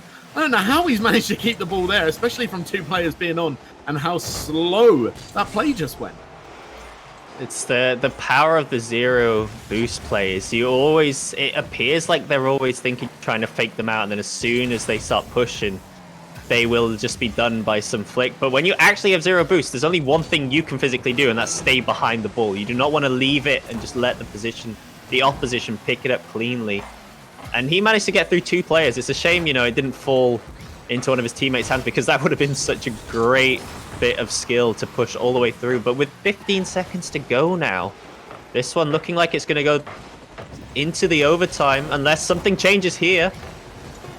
Ball just hanging around the UE goal line, but with this one hitting the floor, we will have our first overtime. 0-0 still game. The deadlock yet to be broken. Do you think it's set which side it's going yet, or are we still anyone's guess? Wait, I think I'm going to guess Portsmouth, if I'm honest with you, right there. Like, let's go. No, I mean, I called the. I'm not one to go back on my predictions. I called the 3-0 to Portsmouth at the start of this, and that wasn't really. That right there, that goal wasn't really fair on what we'd seen throughout the entirety of the match, because they had been trading blow by blow. that actually, I don't know if it felt like it for you, didn't feel like 5 minutes had gone, because they were playing relatively quick, but they were challenging every single ball in the exact same manner. It just didn't feel like one team was better than the other. Portsmouth at the end managing to take it.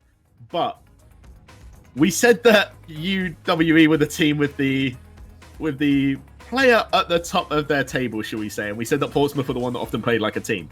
Psycho came out and said, no, call my name. Call me. Look at me. Look what I can do. And we already know what Psycho's capable of. We've seen it game after game after game. However, that was a pretty good performance. That was in the right position at 100% of the time, which nobody else on the field, in my opinion, managed to do that game. And that's saying something. Yeah, well, he was the one sort of addition to this Portsmouth roster almost a year ago now. It just feels like a long time when he first joined. But he took them from being that 7th, 8th place team all the way to fighting with the top dogs at the top and winning, that opening season he had with them on the team. He's showing why he is one of the top 4 to 5 players in this whole tournament here right now. And it's whether he can keep this up. I mean, his teammates did fine as well. It was very solid play from all 6 players. He was just the standout one in that game 1, and maybe we'll have a different standout player in this game 2. But I still think that as that one went to game all the way to overtime in that game 1 at 0-0, it was the reset that really just helped whoever took the kickoff take early advantage, and that's what led to the goal. But we could see an exact replica of that, I think, right now. I'm actually glad you commentated on that, because I think if overtime didn't start with a centre ball again, if it didn't start with a kickoff, I genuinely believe overtimes would be very, very different. Because that play, like you say, it stemmed all from that kickoff. It didn't even stem from a good play coming out. It literally just stemmed from a great start to the overtime.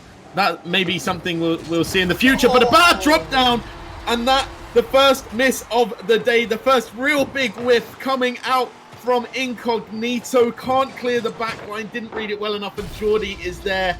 1-0 and only a minute gone. Yeah, the waterfall hit is a tough one to read, because if it hits the right point of the curve at the top between the ceiling and your backboard, it will drop straight down as it did. But if it hits a little bit further out, it's bouncing down at an angle outwards, and he thought it was going out. Unfortunately for him, couldn't quite make the read. But as you were saying about that 3-0 sweep, I'm scarily starting to agree with you, The Portsmouth are looking so strong right now, so solid. They are, and they're keeping on that pressure. They are still mounting it. But the one thing we're not seeing that we do normally see from Portsmouth, I don't think I've yet to see a big double commit. I've seen a few small double commits, teams not looking like they should be going for something, and then they do. But I have not seen anything that has looked like a game breaker yet. As Psycho looks to keep the ball alive, Esper just coming to help him out a bit. That, as I say it, that's the first double commit, and it's left a single player on defense, which is Geordie. Geordie's more than capable of dealing with it, but a bad touch from Sebadam off onto the ceiling is going to lead nothing for this UWE team. A good pass from Incognito, trying to find Jordan. Jordan not expecting it quickly enough. Good shot coming through, and Incognito there this time with the read, managing to save that one. Yeah, that was a big missed opportunity, I think, for UWE following that double commit at the back, because I don't think Geordie really expected himself to be stuck in a position. He had very low boost, but the play just not quite coming through, and there's not been too much of UWE in this game too here for the first 2.5 minutes. They've been very passive, very lax in their offense, just maybe trying to start building up a slightly different style of play to try and break down this Portsmouth team. But for now, where they had like a good 4 or 5 shots already, they've only managed 2. Yeah, but a good block from Sebadam is going to lead it open into a dangerous area. Esper's able to clear it without a shadow of a doubt. This Portsmouth team right now look comfortable in defense and offense. But as I say that, Esper, not the greatest touch, fortunately for him. Psycho behind, ready to get that block. Tries to get the 50 onto Jordan and Incognito there just to send it high. Not really doing too much with the ball at the moment, actually, and that was something that we don't often see with UWE. We often see some good pass plays coming through, but I don't actually think I've seen one real attempt at a pass play coming through, as the first one does, and the first one leads to a goal. And that's when you call it, that's what you want to happen. Ladies and gentlemen, that is a passing play. Yeah, you literally brought that one on perfectly. The first opportunity, I think the problem is the way that their last game went against Bath, it was very much just Sebadam attacking. But when you've got, you know, a defense on full form and performing to the best of their ability, like we see right now with Portsmouth, you need to start using your players to ping pong the ball around, make the defenders' heads switch sides, throw them off with the camera, make it some speedy connections, and really get into the head that way rather than the individual skill. Because all these players, if they're on top of the game, no matter how good you are going forwards, they're going to save probably 8 out of 10 of your shots at least. That's 100% true. Absolutely no doubt in my mind that if these guys keep piling on these simple shots, they're not going to break down any defense. And that's honestly, that's pretty much what feels like what happened in game one, is that neither team took any shots that were challenging per se. But when you get a kickoff opportunity, shots don't necessarily need to be challenging. That's the privilege of kickoffs. But Jordy here looking to clear it straight into the path of Incognito. Looks center for Jordan. Esper just blocking off the Psycho a little bit there, but that has forced the jump from Sebadam. Sebadam doesn't make a great touch, and with only 9 boosts, he's going to look to pick up that center right mid boost. Jordy can't challenge out Jordan, and Esper there forced to clear it onto the sidewall. Sebadam with a great little bump, and again, second game in, and we could be seeing another overtime. I wouldn't expect it to go any other way, to be honest. Like, even if this does end up in a 3-0 sweep, game 3 will likely be an overtime as well, just because of how close these teams are. The ball will hit the ground. Game 2 here now, and this is an important one for UWE to take. They got their first goal with about a minute and a half remaining here in this game 2, and they need to try find another, but after the kickoff going favorably, the ball is in an awkward position. Esper up quick, looks for the flip reset. That would have been a nice goal. Unfortunately for him, easily cleared away. Yeah, Psycho not dealing with that the best on that sidewall, but Jordy just popping it backwards, but that's straight into the path of Sebadam. The double commit coming through. Incognito looking for the backboard. Psycho there, but with 0 boost, is going to leave the goal open, but they can't score, and this could be a counter-attack. And that is how this game is written, and that's horrible. This is what we normally see happen to Portsmouth, not the other way round. But the bump coming through from Jordy was absolutely vital onto Incognito, as the ball then gets passed out to Psycho, and Psycho with an easy counter-attack opportunity. And immediately, we see barely any goals scored for the first 5 minutes of the standard play. And within the first 40 seconds of overtime, Portsmouth take the lead. It was really, really good play from Jordy, though. He made that goal happen himself. If he had not clipped his opposing player charging into his own net, that was for sure a goal for UWE. And they should have scored it anyway. The angle just against whoever it was took the shot. I couldn't tell in that situation. But the quick pass off from Jordy, just laying it to Psycho, and then, you know, not... It's a curse of many players missing an open net like that, especially when you're so far away. If you get the angle just wrong, you can see it roll agonizingly wide of the post. No such thing happens, and now we find UWE needing the reverse sweep. I mean, I don't want to say I called it, because I haven't yet. It's worth noting. It's only 2-0. It's not 3-0. But have you noticed on that leaderboard, like, we had Psycho last game saying, "Hey, look, I'm here. I exist. I'm the best player." And then Jordy's coming in like, "Ooh, ooh." It's just like, I'm still here too. Now it's Esper's turn. It really is, because as it stands, and although you can't just go on the scoreboard, that's fair to say. You can never just go on the scoreboard points as to who has done what in a game. But it is definitely fair to say Esper might need to step up ever so slightly if this Portsmouth team is going to completely shut out UWE. Because at the moment, it does feel like a lot is being left to Jordy and Psycho. So I wouldn't mind seeing just a little more involvement from Esper. He's still playing well. Not to say he's playing badly, because he's not. I just want to see that tiny bit more involvement. Yeah, I think the few double commits that they had, it seemed to involve both him and Psycho at the back. I don't know quite whose fault, that ends up on, but that's where the main opportunities for UWE presented themselves. However, they still came through with it at the end of the day. We had the big carry from Psycho game 1, then the dual carry from Psycho and Geordie game 2. Now time for the triple carry maybe to see your 3-0 sweep come through. Gotta wait and find out in the next 4 minutes, I guess. They've just it was just Psycho with a backpack saying, hey, look, Geordie, Esper, get in. And then Geordie in the second match was just like, nah, I don't like it in here, it's cramped. And Esper's just like, I don't mind it. Like, if a win's a win. If my team can help me get there, I don't mind it. But no, to be fair to him, it's not really too much of a backpack. There's no real carry coming out here. All three players exactly the reason why this game is currently 2-0 to Portsmouth, because they've all been playing so strong, especially on the defense. No player is allowing that pressure to come through. Where Psycho's faltering, Esper's there. Where Esper's faltering, Geordie's there. And that kind of rotation is what you expect to see from the high level teams. Yeah, but that's a brilliant shot coming through there just from Sebadam. Couldn't quite squeeze it in on the near post. Esper, I think, went for the ingenious bump, but somehow Sebadam was actually the one to read that first out of anyone. And there's still, I mean, for all this talk of, a possible 3-0 sweep, it's been 2 overtimes to send UWE down here in position needing to reverse sweep. So the games have been so close, and, this could easily be 2-0 in the other direction. We could so simply be saying that Portsmouth needed a reverse sweep. It just so happens that on the reset from the overtime, Portsmouth have had the advantage. They've had, the ball fall in their favour off the kickoff maybe, and they found themselves sneaking the goal. Yeah, and Psycho pushing it off onto the sidewall after what was a great save. Esper beating out Incognito. This can be risky, but Jordan manages to put it off into that corner. Esper with the miss.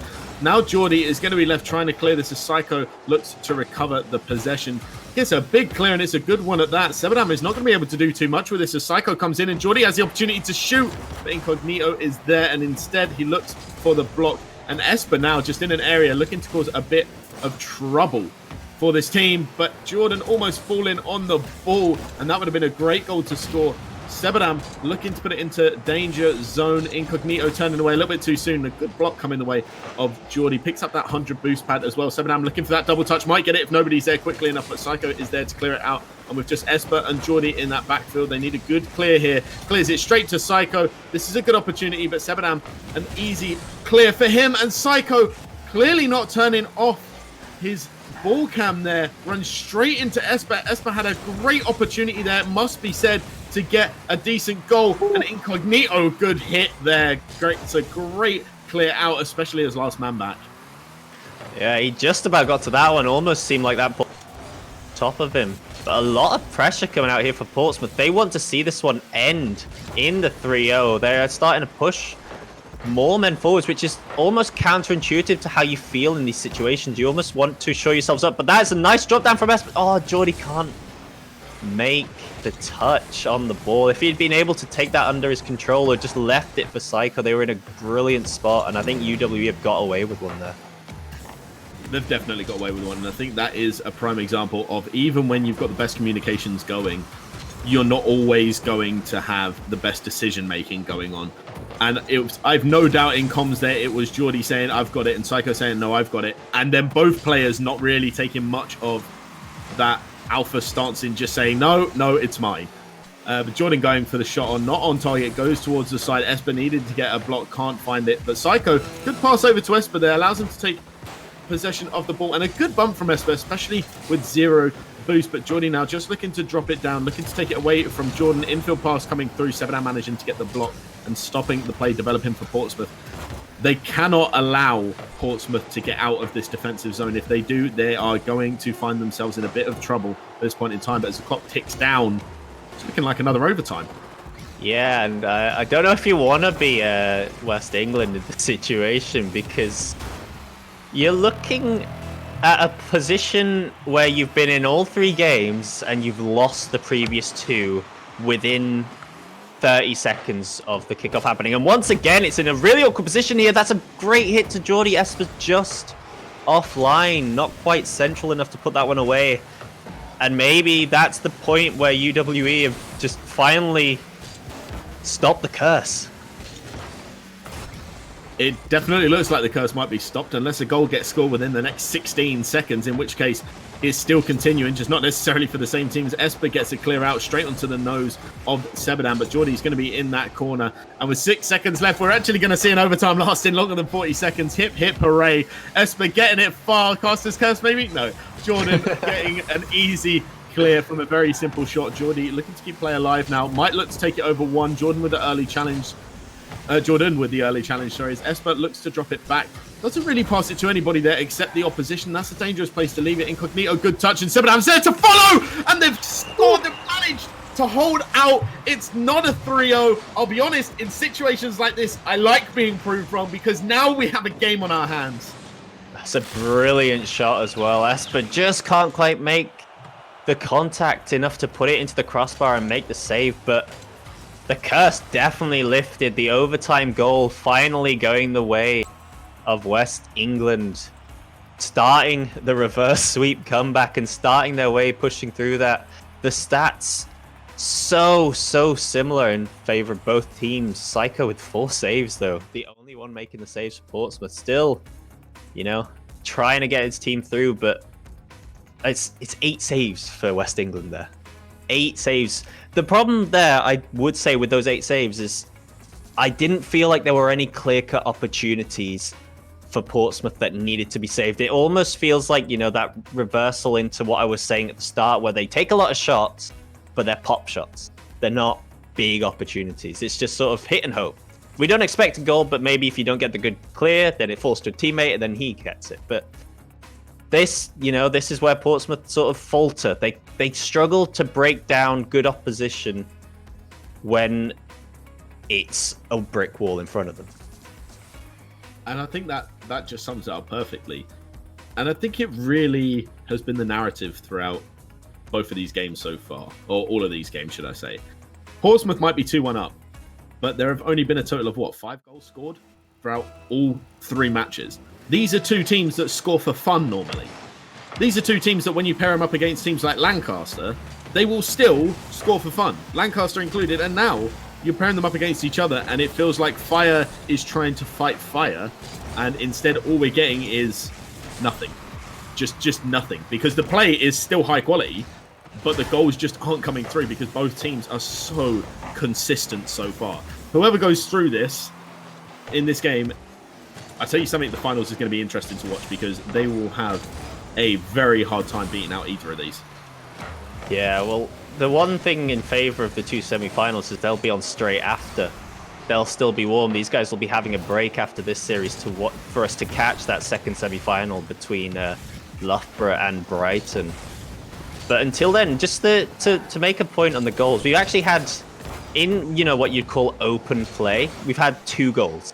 Because 3 goals had to happen for the games to end in the overtime. So it's crazy to think that in 2 teams that were probably, you know, in your top 10 for goals scored in the NSE this season, they've just been some shutouts, essentially. The defense has been on point, or is it more the offense has been lacking? I think that's an interesting way of putting it because, like you've said, these are like 2 of the best offensive teams out of the teams that we have. Almost a goal coming through. Jordan just managing to save that, and that was a good opportunity right there for Portsmouth to take the lead, which is something they really need to do. They don't want this going to another overtime because it just delays the inevitable for one of these teams. But like we were saying, Portsmouth, they have the highest assist rate in the entirety of NSE. Psycho has the highest assist per player in the NSE, period. So this is a team that normally plays like a team, and so far we haven't really seen it. Good bump coming out onto Psycho. Not entirely sure if it was an intentional bump or whether it was just trying to cause a bit of an issue. Esper with a great hit there. It's going to cause Incognito some problems. And the attempted pass coming in, but Incognito just manages to doink it over one. Manages to get the pass infield as well. Psycho there to shut it down. Incognito with a relatively bad turn. Psycho looking to get a touch, takes it over Severdam. As it bounces off into the corner, we're going to be Psycho looking to go for it again. But Jordan is there, looking to get the ceiling shot and touchdown. Geordie over the top, though. That's a good dunk. And they've allowed far too much time to come in for that. But Psycho rushing maybe that pass off the backboard just a little bit.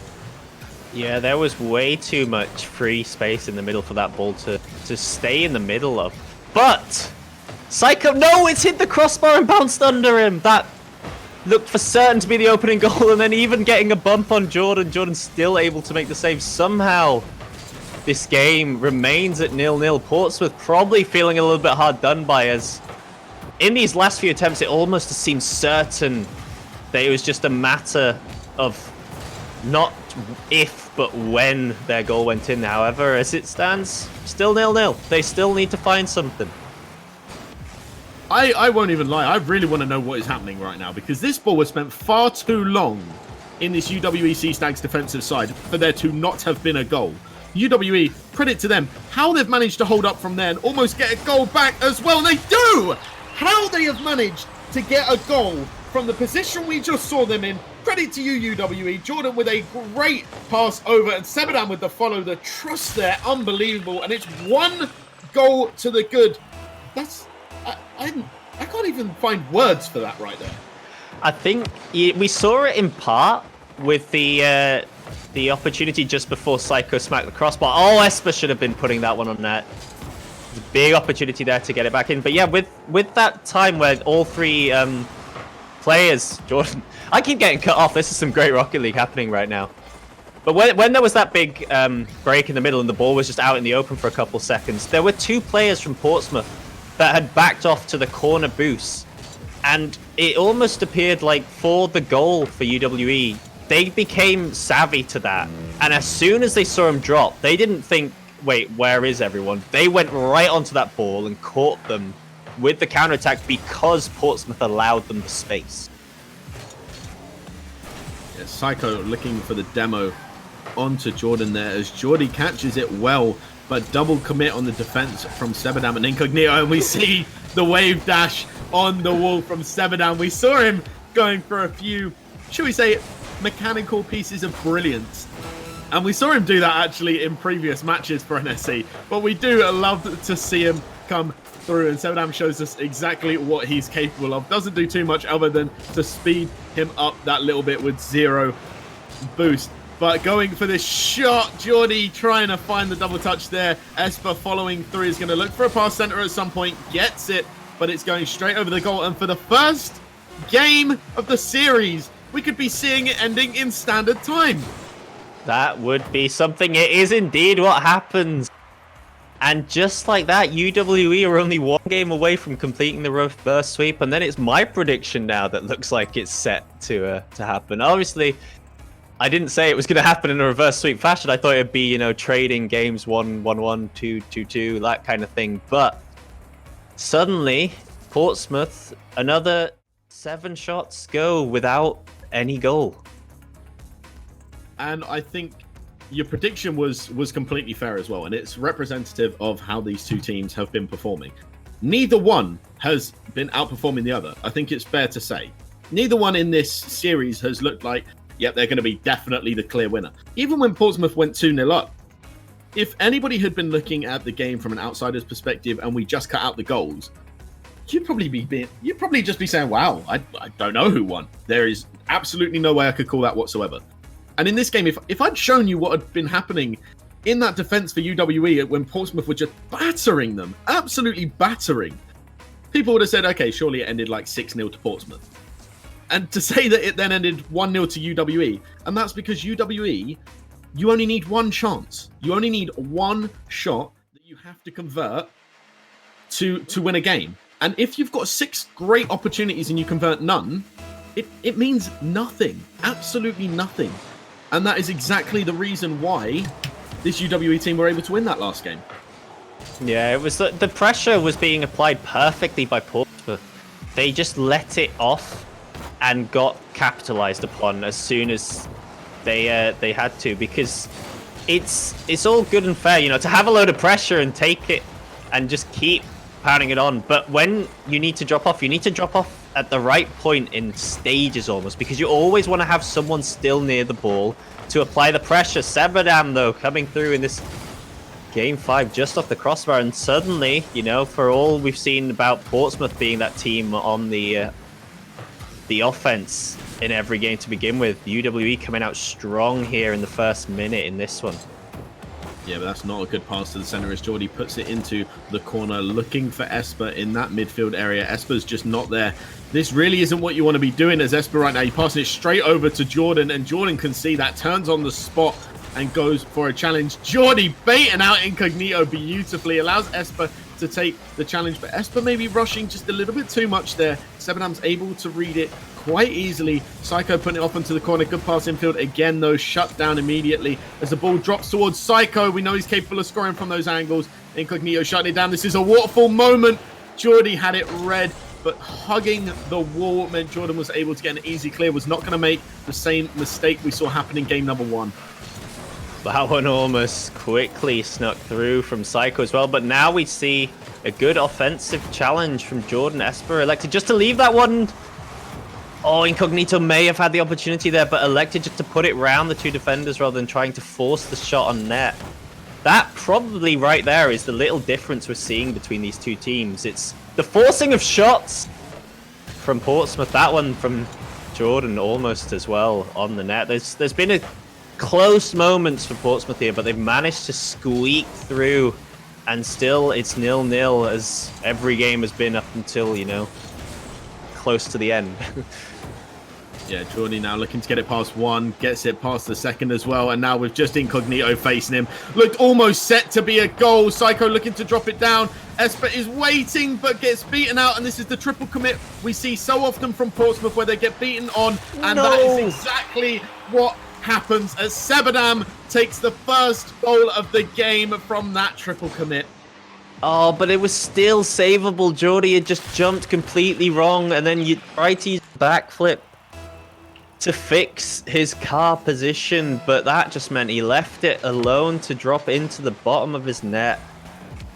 And mistakes from Portsmouth costing them dear here. I mean, still plenty of time, but now the problem is they're starting to force the play, and when you're in a position like this where it's 3-on-1 running into net, Esper does great to get back in time and just take that ball away. That looked almost certain to be another goal for UWE.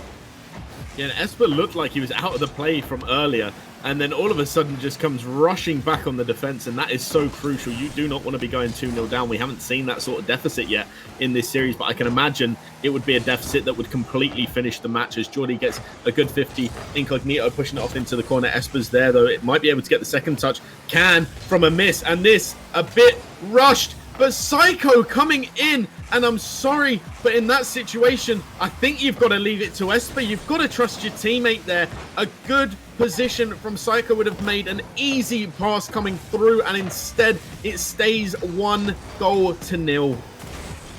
It's still forcing the shots. It's been the problem. They get into some really good positions, but I feel like they just elect to shoot one hit too early. Like, if they went for that one extra pass, they'd be turning these defenders' heads and making them look like they've got no idea what they're doing. But because they're electing the shot when it's not yet, you know, presented itself, it's that. I think that's why we've seen so many saves come through from this UWE team in the series. Is they picked up 4 already here. I'm pretty sure we've had about 20 from them up until this game 5 point here, but now with only 45 to go, Portsmouth looking in desperate need of finding something, or they are dropping down to the 3rd place match, and it will be UWE heading through to the finals. Yeah, and that was a huge hit from Esper trying to find Psycho. As Esper again looking to find the team, and the double commit coming through. Jordy then not opting to position his car for a good pass off of the backboard, instead just trying to beat his own teammate as Esper trying to keep this play alive. Looks like he might have the opportunity for a shot, but the miss and the pass from Jordy going to Psycho. Esper needs to be there to follow, but isn't there quickly enough, and I think that is completely fair. But with 10 seconds left, maybe at this point you've just got to chase as Jordy looking to clear out the defense. Psycho has the second touch, but the pass off of the backboard is going to be straight onto Sebadam's nose, and it looks like they have done it. UWE with the reverse sweep in the semi-finals. That I've got to give me even more credit here. They didn't just reverse sweep in the semi-finals of the NSE Stay at Home Cup.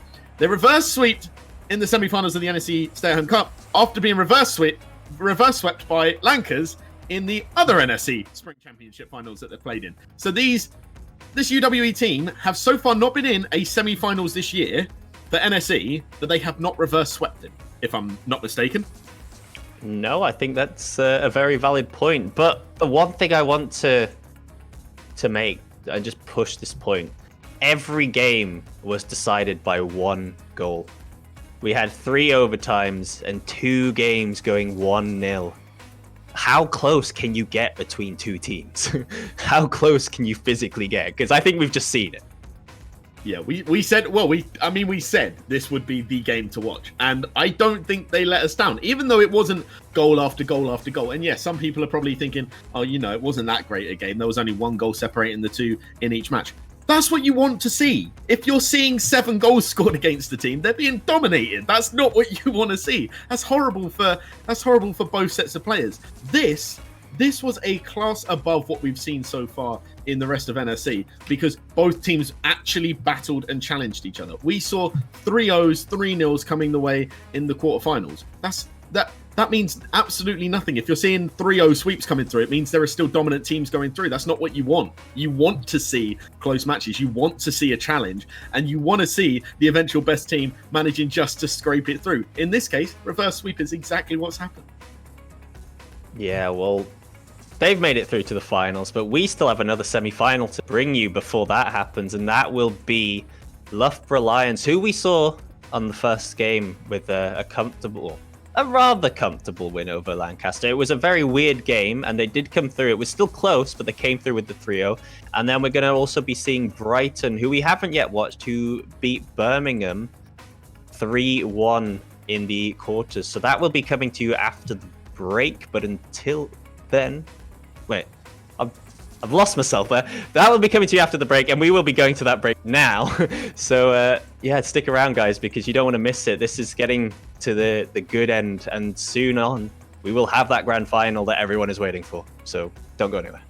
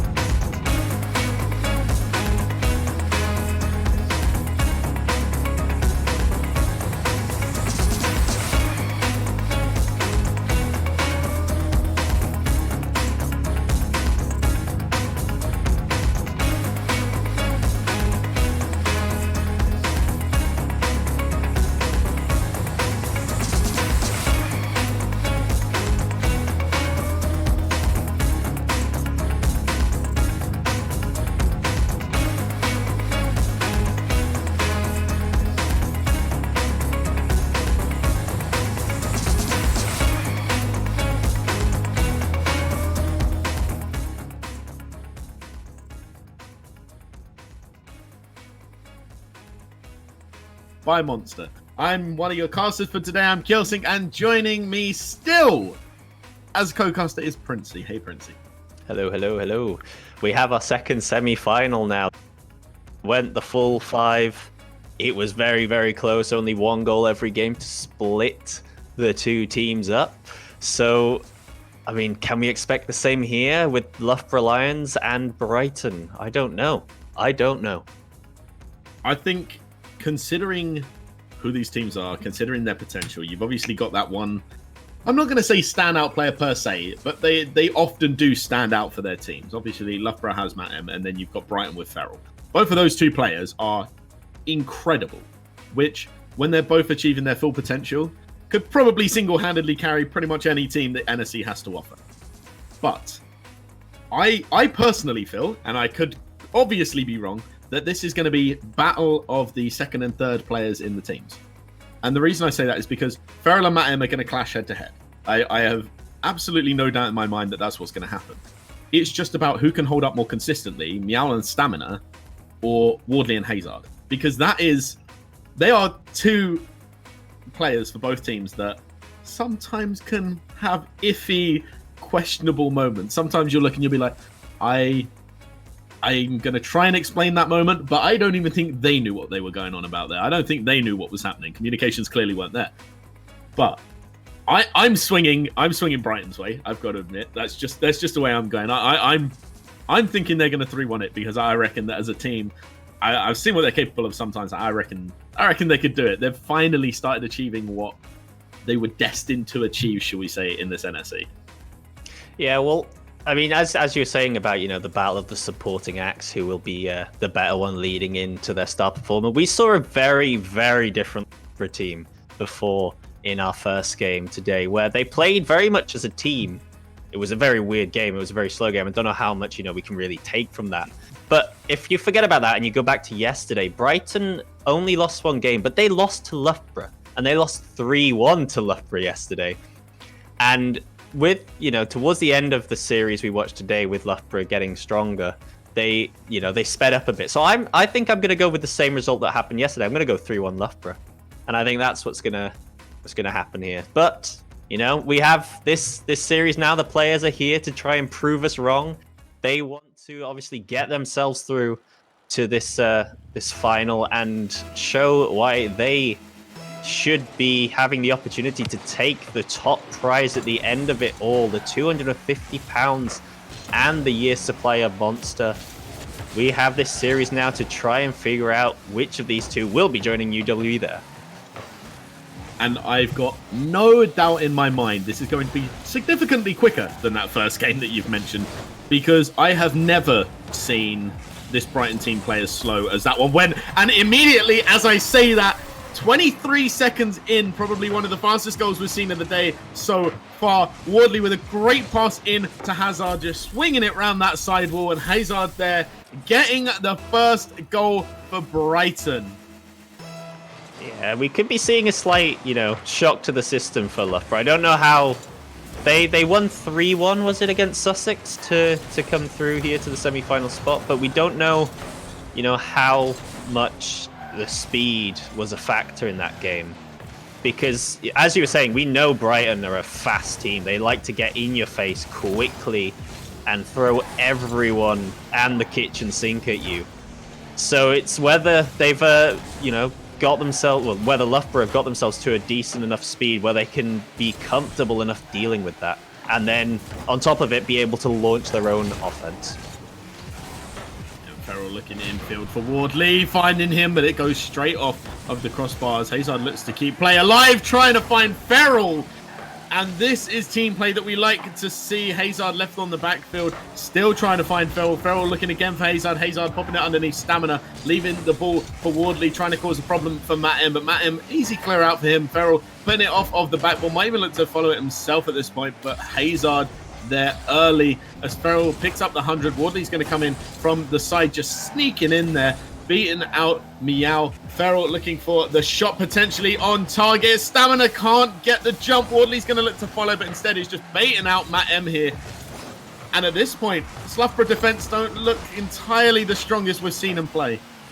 No, they look a little bit wobbly, a little bit unsure. It's just slight moments of hesitation at the back when they seem to be deciding who's going to go to ball. They all seem to actually be really low on boost at the back as well, but that's a clutch save by Matem. However, the ball has landed favorably to Feral as no one from Loughborough could follow up on that clutch save with the double commit happening by Stamina, and that is now 2-0 to Brighton, and Brighton look so much stronger right now. And Feral coming over the top. He knows where to place that ball. He can see where the two defenders are going to jump. Both jumping center. Hazard taking out two players there as Ward goes for the flip reset. Feral coming in, just trying to bail him out. But now Matem with a relatively open goal. Hazard in defense, ready to stop that. Stamina looking for the straight shot. Feral forced to make a good save there. And Meow now looking down for the center pass. Wardley there to shut play down. Stamina off onto the side. Meow is there. Wardley is going to be, Matem, sorry, is going to be in the middle, but met by Feral as Hazard looks to follow up. Can't be out Meow. Wardley taking it off of the sidewall. Stamina there, shutting that down quickly. The play has developed favorably now in the second sort of stage of this game one, at least so far, for Loughborough. They seem to be able to start pushing chances out themselves, and they're now getting a few opportunities at least, you know, to have a little sneaky look on the net. That's more like it. Stamina getting a good shooting opportunity, but it's quickly shut down. But I mean, this probably, like with Brighton having all the offense at the start, was just Loughborough needing to warm up and get used to the faster speed set, but now they're coming out with offensive challenges themselves. And even if this game one does go to Brighton at 2-0, we will be seeing a lot closer second game. Yeah, but it's worth noting, obviously, as you said before, now Loughborough picking up the pace. Brighton have just been glued to their defence. They have made almost no plays really getting the ball out. This is the first one coming the way of Wardley, and it works out quite well. Might be able to get the pass down. Instead, ball goes straight to Feral, who can't find shot on target, but the miss from Stamina, and Hazard following up. Can't be out Meow, but that's a phenomenal pass going over the top there. Ward is going to look to put the pressure on Stamina here. Can see Stamina was struggling a little bit earlier and not the best clear out as the ball drops dangerously over the top bar, but Stamina is there to take the ball away. Both these teams appearing to be very reliant on boost to be able to get their offensive going, and it seems like whoever has the boost domination, whoever's got the faster speed at the time, will have a lot of opportunity in net until the big breakaway happens and they have to run back. Because we've just seen minute upon minute of trades, but forget all of that. Feral gets a beautiful read on his self setup here. The ceiling just rolling it down perfectly to him. It's a brilliant bit of individual play. What you were saying at the start, Killsync, about being the Titan of Brighton. 3-0 now, 31 seconds to go. This game one definitely looking like it is Brighton. That was a huge read, absolutely unbelievable. But Stamina, and I think it was Meow, just caught sleeping a little bit. You have to run the risk of pre-jumping things like that. You can't just let it go over, because if you do, even if Feral doesn't get the read, it opens up an opportunity, and the miss coming through from Meow and Stamina. Matem forced to clear lines. And right now, we said it might be battle of the second and third, but honestly, Feral has been absolutely dominant that game. But likewise, Wardley and Hazard being that second and third man for him, that has just worked wonders for this Brighton team. Yeah, I mean, 3 shots each as well on the board, almost 3 saves each too. It's full team performance for the most part, but when you have that extra bit of spice with Feral up top, you know, he can bring out the little bit extra that sometimes you need. I mean, honestly, this game one, I wouldn't be too disappointed if you were Loughborough. You had good periods in the game. You grew into it after a shaky start, but you got a footing. You had some opportunities. You had some chances. It didn't quite go your way, but it's promising for game two because, you know, besides that little bit of individual skill at the end from Feral, it was mainly 2-0. They settled it. They calmed down. They had even play. So it should be very good in this game two, and much closer, I think, than this game one has been. Of course, and Feral, with the appropriate, I think it's fair to say, title on their soloist, really does play like that solo player. Looks to receive the passes, doesn't really look too hard to make them. But that's not a bad thing because it has currently been working for this Brighton team. Loughborough, yes, they looked like they were settling into the game. They looked like they were settling into the speed. But this Brighton team, that wasn't just a 3-0 victory. Loughborough never even looked like they were going to score a goal. And that's saying something. Well, it's now down to Loughborough to start bringing this one back in their favor here as game 2 begins. They do not want to really be leaving themselves in a position where the reverse sweep is required. Wardley up in the air on that, almost throwing off the defense at the back. And I think if you're Brighton, you want to try find another early goal. You want to get these passes going. Some ingenious pinch play attempt as well there. Almost proving fruitful. But so far, 0-0 it remains. And Feral just trying to bait out that final defender as it goes off onto the backboard. Meow needs a good clear, finds one. Hazard with the bad clear, but Stamina with the miss, and that allows Hazard to recover. And that was arguably probably what we could say were the 2/3 men for the teams. Both absolutely whipping the ball. Now it looks like it's going towards Feral. And Feral finding the target, just managing to squeeze it into that side post. At first looked like he was going to miss. Wardley just with the pre-flip trying to find the target, but Feral, how close that was to being saved. But 1-0 to Brighton again, and Loughborough left trailing. They are, and yeah, the stats show it. This whole minute has been all Brighton. They look so confident and so on top of the game now. They're going for such difficult and unique plays, like the pinch opportunity we saw that they created between themselves. It's such a high risk play to go for, but when you're on top of your game, when you're feeling great and it's coming off, you know, it's almost like it propels you to do them more because they're happening, and then that makes you more confident to go for more stuff, which makes you more confident to go to more stuff, and it throws off the opponent so much because they never know what to expect. When you can do all of that, what do you expect the team to be able, like, there was a pinch there, you know. They probably thought maybe Wardley would just pick that up and go on the long ceiling. It's keeping them on their toes, and they've got to be double, triple guessing as this one is almost in as well. And Feral that time, maybe getting a little bit too greedy, didn't leave the ball towards as you would expect to happen, but Ward's there looking for the Doomsy, instead just tries to get a standard flip in, and this is a bit of an overcommit. Hazard should not be up at that point in time as last man back, but Wardley able to track back quickly enough, gets it back into the path of Hazard, but Hazard shut down by Matt M as Meow looks to keep play in the air. Feral though first to it. Matt M, slightly early jump there, isn't going to get the best of touches, does get the flip reset from it, but we see Feral now just trying to clear it off back onto that waterfall position that we love to see so much being utilized. And with 0 boost, Stamina is going to be able to make nothing of this as a good 50 comes out from Wards, but Meow 50 and Feral in response to that. They need Hazard to get a good clear out. Feral trying to read this one, can't do it. Hazard following up. Wards is going to look to beat out Stamina, can't. And now good pass over to Matt M and a better block in the midfield from Hazard.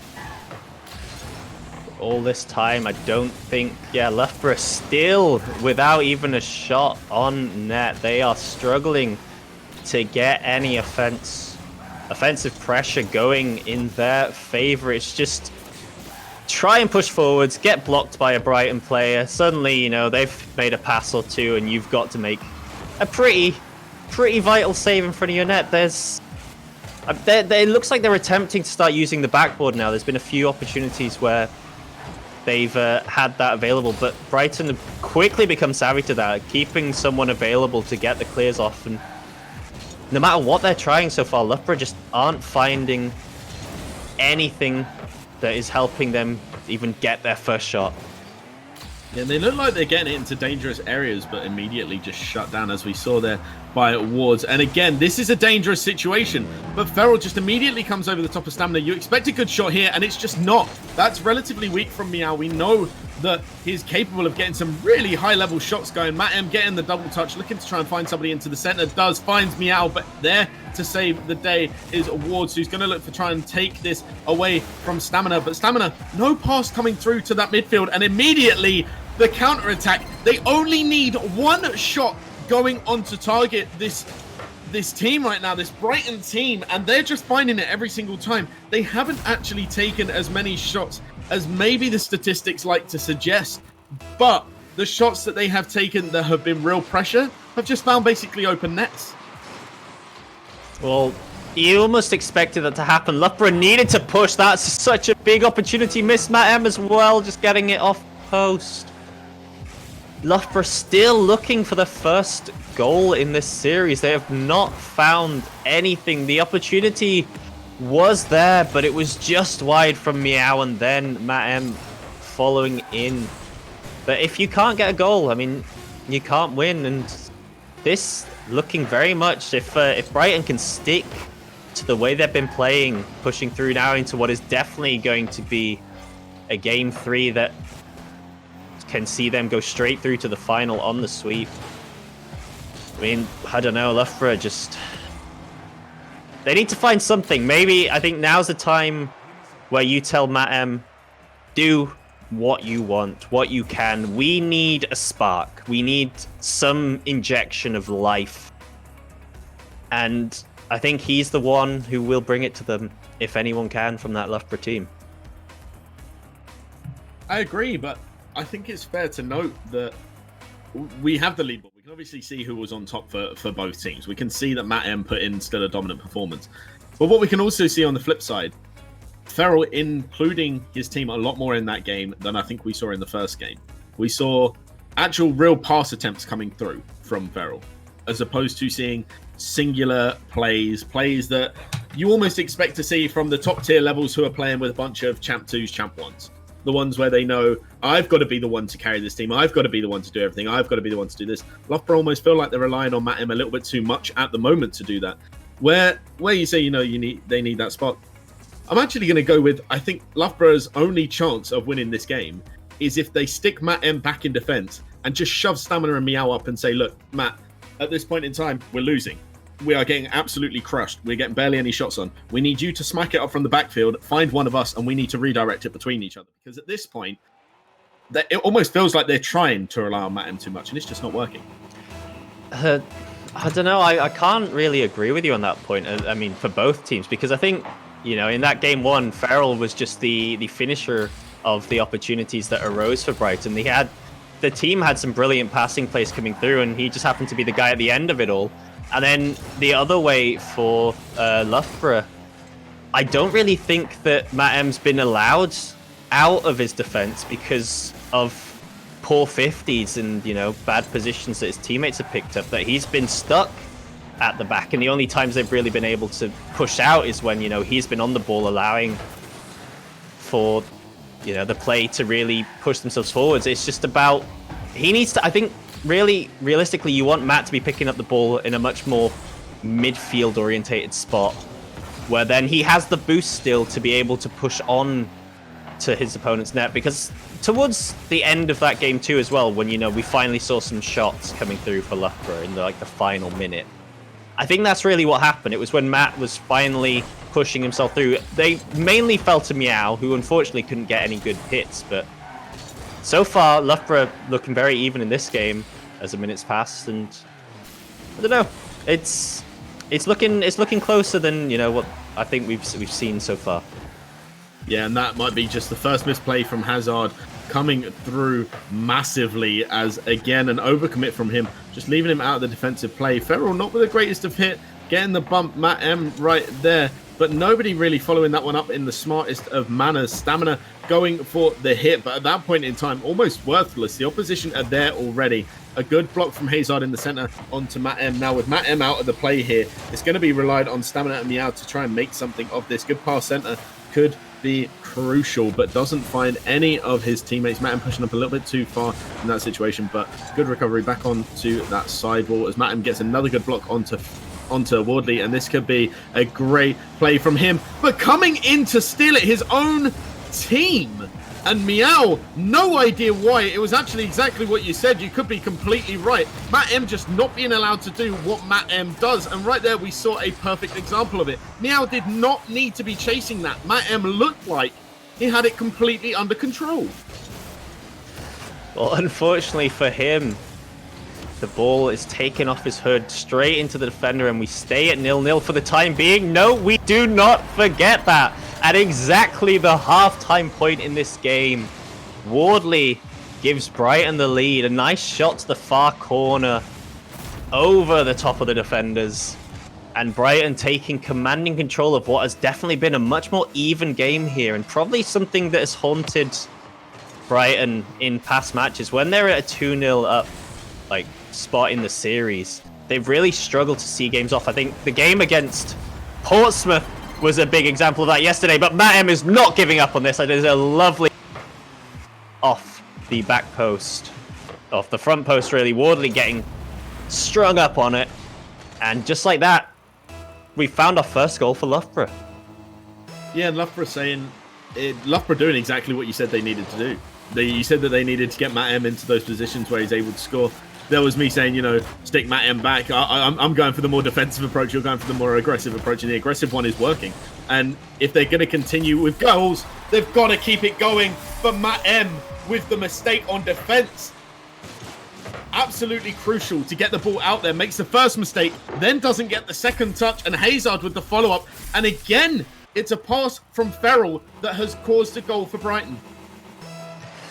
Oh, I don't know. There were three or four opportunities Loughborough had to clear that one away before it really even popped in front of their net in a dangerous spot. It's just slight hesitation. This is a new roster. We should, enforce this fact. They've switched up countless of times throughout the seasons in NSE, and once again they've dropped Lou down for stamina, mainly starting to set up for next season, as all three of these players will be sticking around. Brighton will no longer actually be having Wardley around, as he will be switching to Bournemouth. But so far, the new Loughborough team not looking too great. Yeah, that was a big miss from Ferrell. Just about sneaks on past the back post. A minute 20 and Loughborough still in need of a goal. Yeah, I think Ferrell just realising there, if he doesn't hit it, oh well, it just goes straight across goal. If he does hit it, he gets a big clear.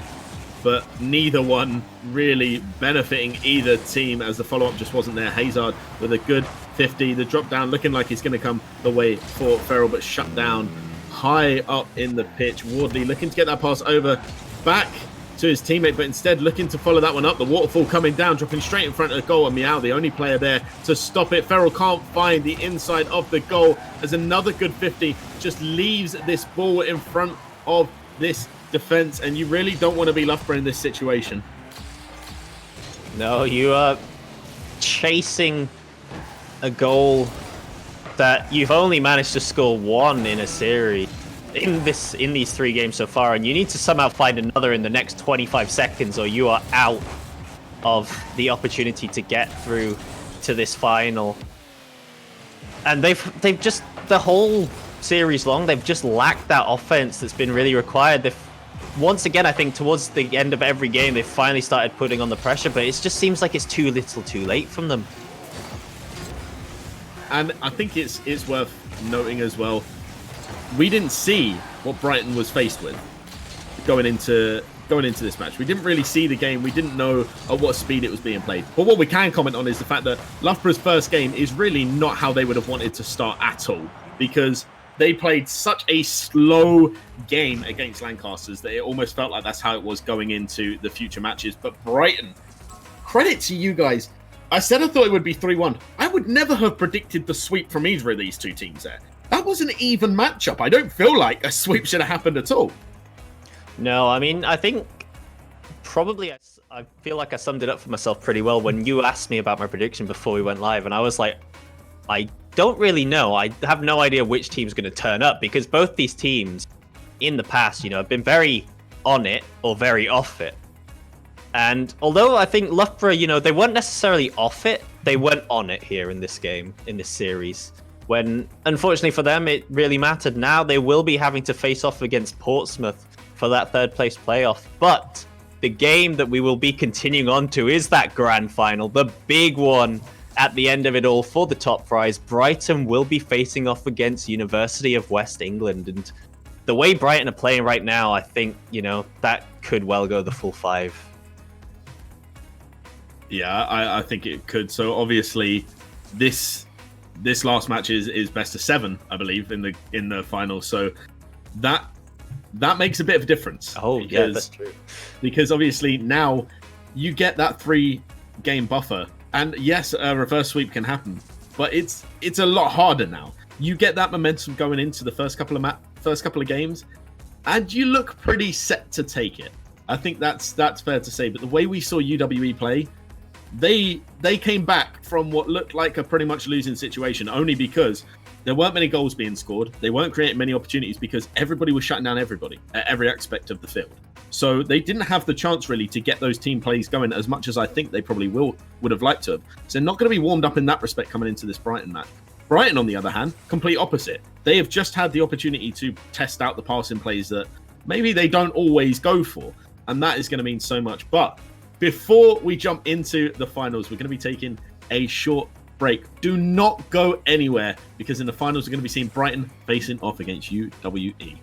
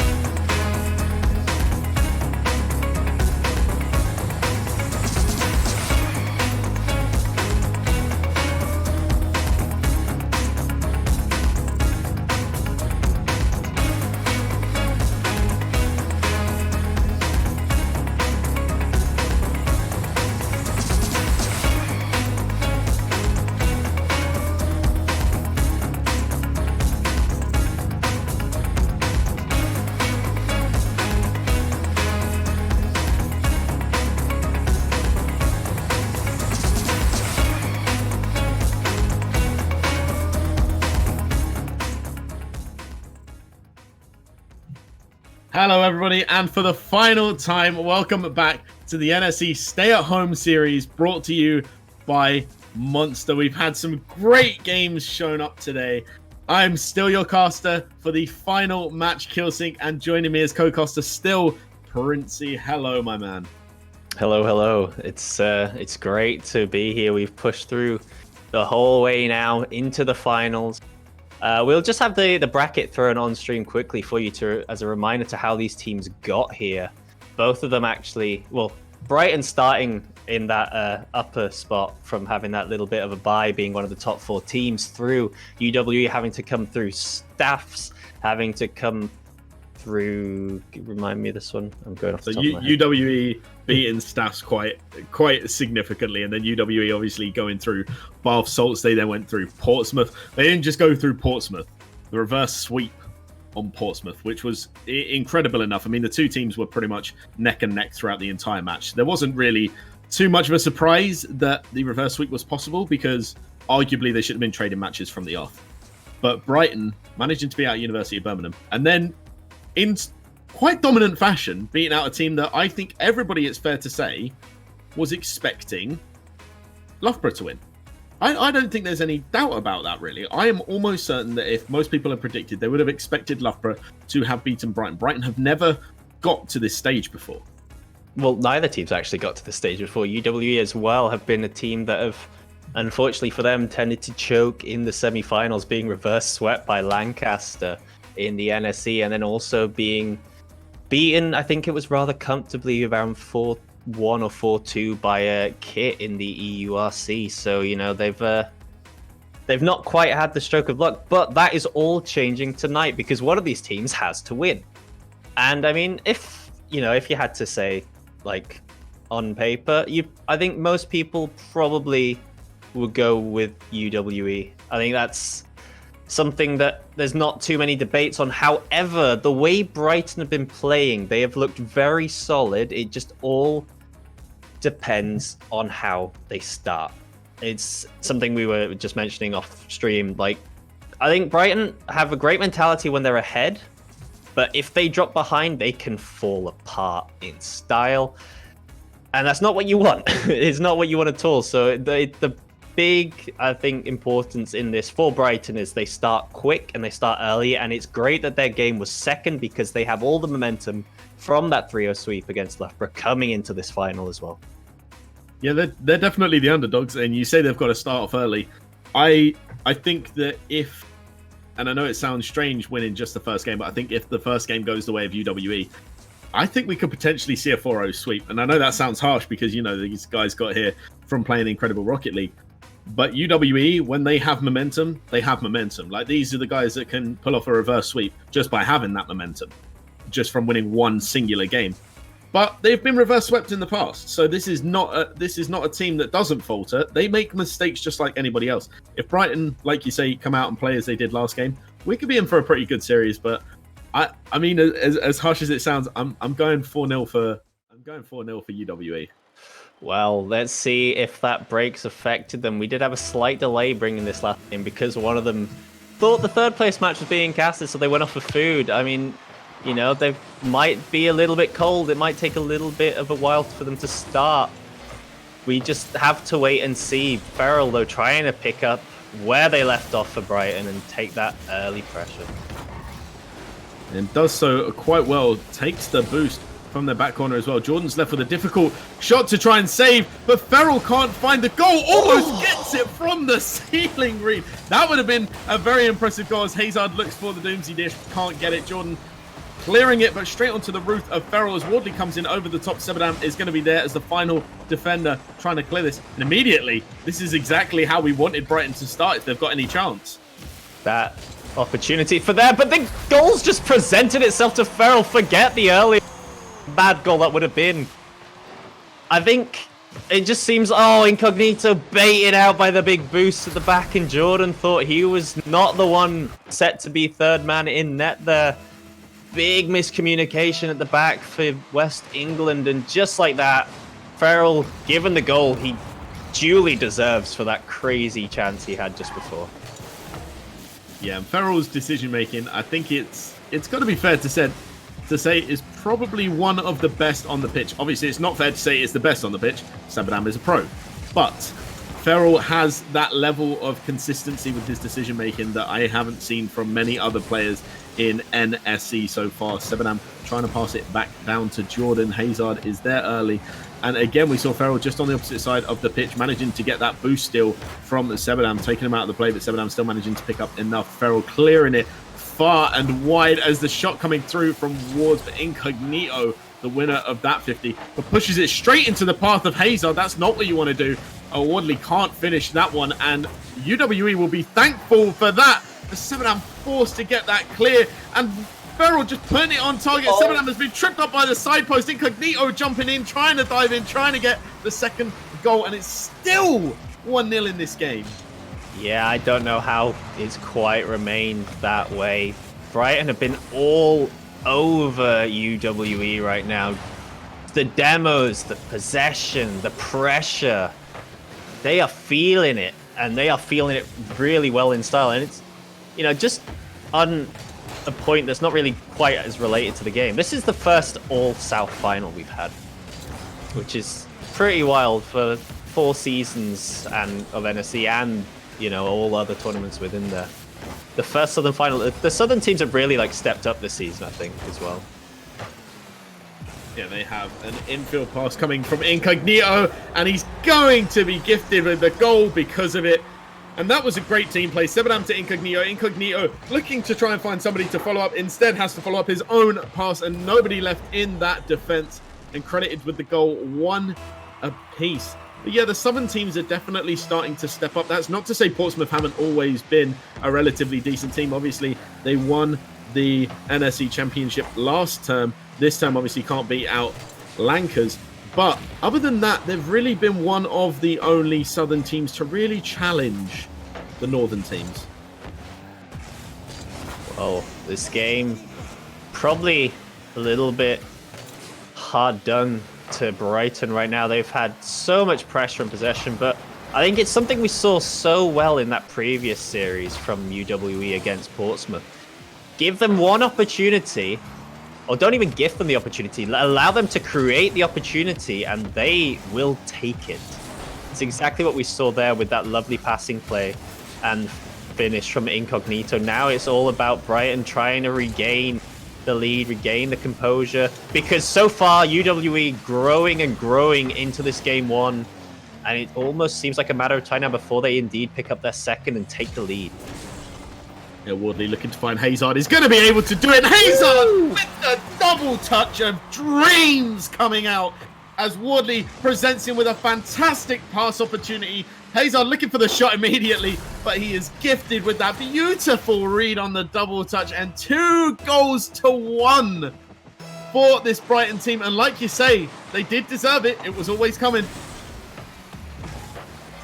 Well, they've got a minute 20 now to either find another or hold out from the growing pressure by UWE. But the thing that really cost UWE on that goal was just the slight hesitation between Jordan and Sebadam. I think Jordan maybe expected Sebadam to be going on that, but that is a big double commit in front of net.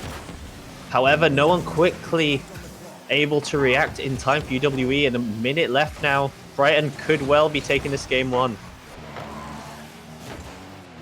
It does look like they're going to be taking it as Feral makes the miss. Wardley just clearing it off onto his side, looking to get the second touch, looking to also follow up with a bump onto Jordan. Feral now left, clearing the backboard. Sebadam not expecting him to be able to get it. Pops it over both. This is going to be practically an open goal if he can get there, but with no boost. Looking for the infield pass and manages to find Wardley. And that is the Brighton that has shown up to the last series as well. No boost to play with, but still a fantastic pass. Jordan not patient enough, not waiting, and 3-1 for Brighton. And they have started off this series in dominant fashion. The wave dash there was so crucial from Feral, just to keep his car away from the onrushing Sebadam and then get around it and beat out that last defender with a great pass. This game, unfortunately for you, Killsync, means that your prediction is already wrong.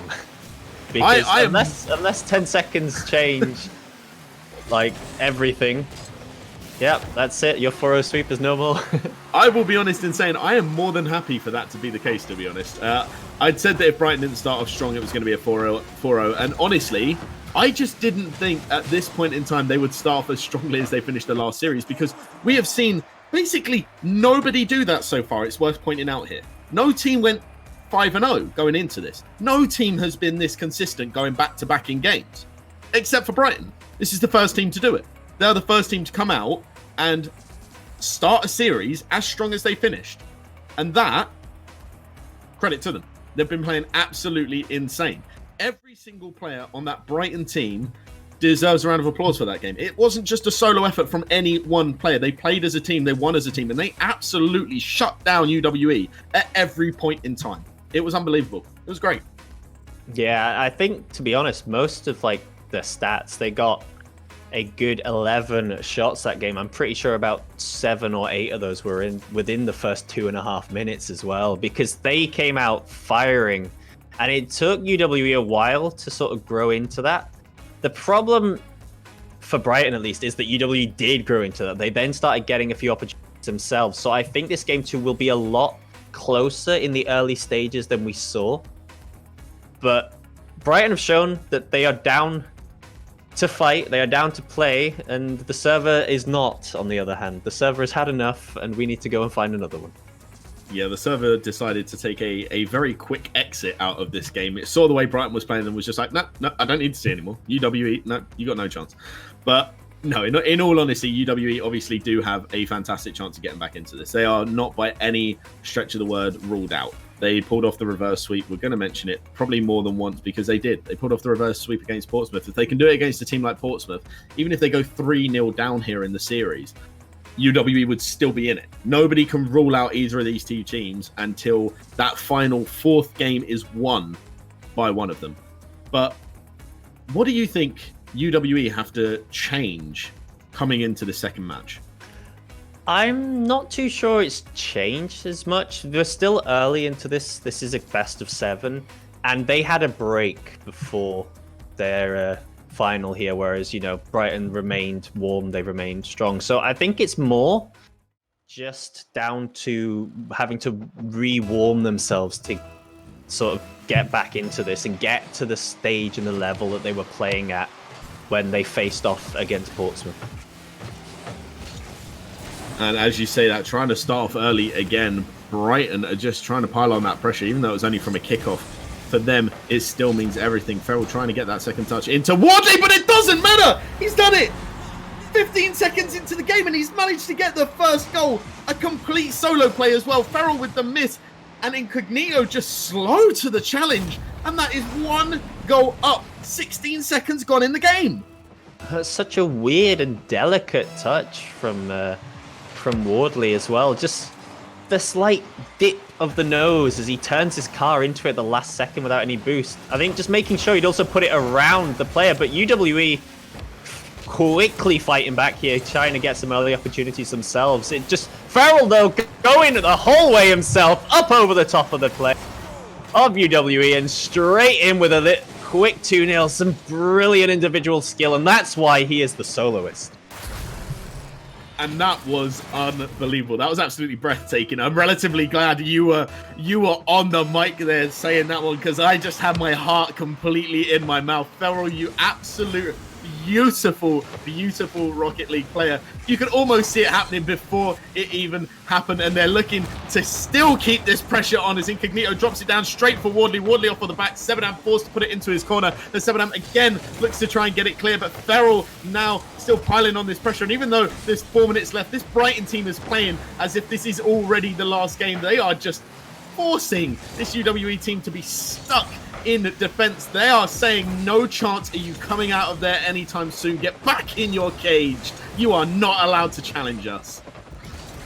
Even with some demos coming through to try and help UWE defend themselves at the back and just give them a bit more time, we saw Wardley as the third man still applying the pressure, not caring, because he knew he was confident enough to beat a man to the ball and even try and follow up on the second hit. So by the time that UWE did gain possession, there were 2 back, but what a shot and what a save! Farrell and Incognito proving why these teams have made it to the final here. That was brilliant play from both sides. So close for the goal, but not quite. Incognito pulling that one out at the last second.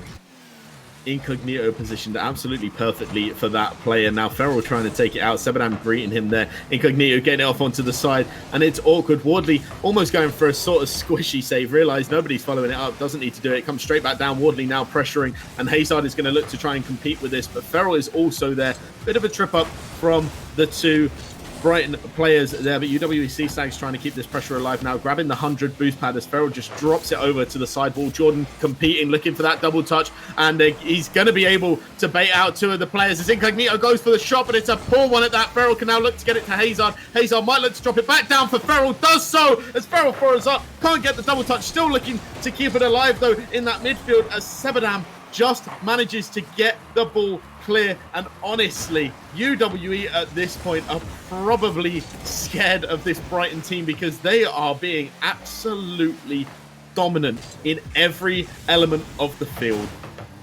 Yeah, Brighton looks so scary whenever they push forwards. Every opportunity seems to basically lead to a clear-cut chance on net, but we have seen a few double commits at the back from Brighton, which have led to quick opportunities coming the other way for UWE. It's just that I don't think they've quite expected them, so they haven't been in the position where they can fully take advantage, and that's why we still see Brighton holding on to this 2-0 lead. But that's a big miss there. Ferrell just slowly falling onto that with all of his boosts to keep it out and keep us at 2-0. I don't even think we can say Ferrell entirely meant to do that. It was just dropping down, and Sebadam, quite a poor placement on the shot. I'm going to say it. Had the opportunity to shoot in a number of different locations on that one. And that was just quite surprising, really. As the ball just goes over the goal, it's just lofted there. It's just waiting to be put in to the Brighton goal. And this UWE team just cannot convert the ball as a bad drop up goes. Ferrell commits, and this is a good opportunity. But oh no! Bumping Hazard out of the way of the shot. And that could have been 3-0 if they'd played that better.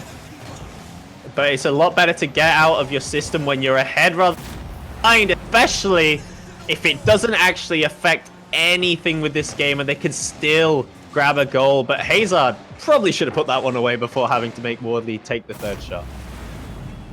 And 3 goals now, and Brighton are just absolutely tearing apart UWE in the same way they tore apart previous opponents. They have had no problem here whatsoever. We're now starting to see double commits coming the way of UWE. We said they were one of the more consistent teams, the ones that don't do that. But you can see the panic coming through from them now. Hazard looking to challenge Sebadam. Sebadam might look for a ceiling shot here. Is actually going to look for it. Just gets a flick up. And that, I've got to admit, is the first little sign of sheer greediness we've seen from Sebadam now. And he knows why. 20 seconds left to try and pull this back. You have to be greedy. You can't waste the time with those passing plays because they have to work. Double commit coming through, and Hazard dropping it into the corner. And that is going to be game number 2 to Brighton in the most dominant fashion ever.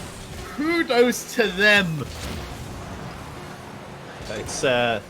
It's pretty wild. I don't think anyone really could have expected this so far, but this is what we wanted at the start, because I think we know that UWE have brilliant mentality. They do not give up. They came back from losing 3 consecutive games against Nottingham Trent in Sunday's third place matchup to win that one 4-3. They came back from being 2-0 down to 2 overtime goals against Portsmouth just a couple hours ago, and they reverse swept that. So you cannot count them out yet, even though they do find themselves 2-0 down and lacking in everything offensively, really. And I think that's just it. UWE are one of the kind of teams that they are actually, and this sounds strange, but hear me out. They're actually one of the teams that are happy to lose a game if they can turn around and say, right, we have mentally reset to the point of we're walking into this as if it's 0-0. And we have proof of that. You can see that from the amount of reverse sweeps they have pulled off in their time. They are more than capable of just going in and acting as if nothing happened, nothing played beforehand. And that is really where they have that one step above everybody else. But this is where we need to give a slight talk about the differences in where these players have played at and the level they've played at. Sebadam, as we've mentioned, RLCS. He's used to playing, or has played, tens of thousands of people before. Being behind it's no real scare for him. He's done it before. He'll do it again. And for him, he'll carry on as if it's normal. The difference is Brighton haven't done that before. They haven't been 3-0 up in this sort of environment. So now they need to hold on. They need to try and keep this alive. Yeah, I almost feel, though, that if Brighton were to get 3-0 up here, it might not be the best thing for them because they've struggled with sweeps. I mean, they saw it out against Loughborough, but Loughborough looked a lot stronger in that game 3. Yesterday, though, they were up to a point where they should have swept Portsmouth. However, it ended up going to Game 5 overtime before they could actually see through that victory. So, where you have a really strong mentality in UWE, you've got slight cause for concern with Brighton if things start going wrong. A massive cause for concern, but at the moment nothing is going wrong for them, and hopefully that continues. Wardley last man back. Sebadam looking to get this as an infield pass, does so beautifully, but Wardley just managing to get that touch and clear it out. But with 0 boost, that mid boost isn't there for him to take, so he's going to be left out of the play for a little while. Ferrell, not the greatest touch, and might be a massive misplay on his half, but Wardley can get up to it early enough. Sebadam looking to drop it into centre for Incognito. Incognito beaten out by both defenders. A double commit coming through from the defence of Brighton, but it doesn't really cause any delay, any issues to their play. Managing to take it infield, but it's straight to Incognito. Looks for the backboard. Hazard can't get there, but Incognito with a slightly rushed play doesn't make anything of it.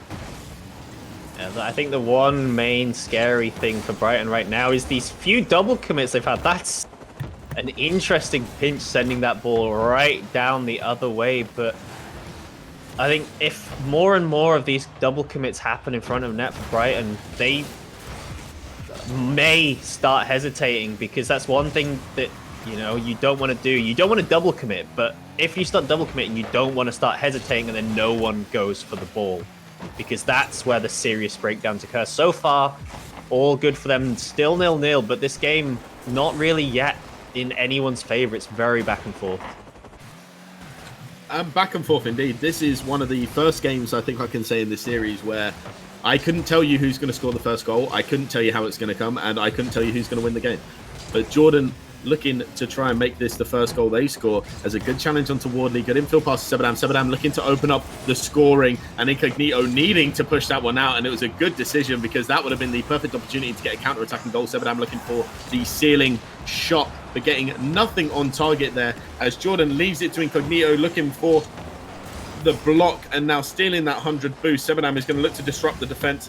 Does a little bit, but Ferrell is able to get an easy hit on the ball from Jordan. Sebadam looking for the goal, and this is the overcommit. Wardley needs to get it clear, needs to get it to Ferrell. Ferrell trying to bait out that defender, but it doesn't matter. The defense had to make the decision to save there. Sebadam with 0 boost. This is not where you want to see him. You do not want to see him in the corner like this with no boost whatsoever. Wardley can see that's the case. Hazard's putting it far. Wardley's going to look to take it off from this corner, but Jordan is the player there to get it, as Ferrell maybe looking for the shot. Relatively open goal, but Jordan's able to recover. That whole play, so back and forth between both teams, but it all began with some great boost starving by UWE. They just wasted so many good opportunities by just constantly trying to set someone else up for the shot rather than one of them taking it themselves. And that's how Brighton were able to break out, because I'm pretty sure 2 out of the 3 players were sat in net for so long on 0 boost, just hoping and watching, thinking, please just don't put it on target, don't make me have to go for this. And then because they overcommitted, the big opportunities for Brighton, and yet somehow this game is still 0-0. And I think that's partially owed to the fact that these passing plays just haven't been as precise. And a good one coming infield from Jordan to Sebadam. And for the first time opening up the scoring is UWE.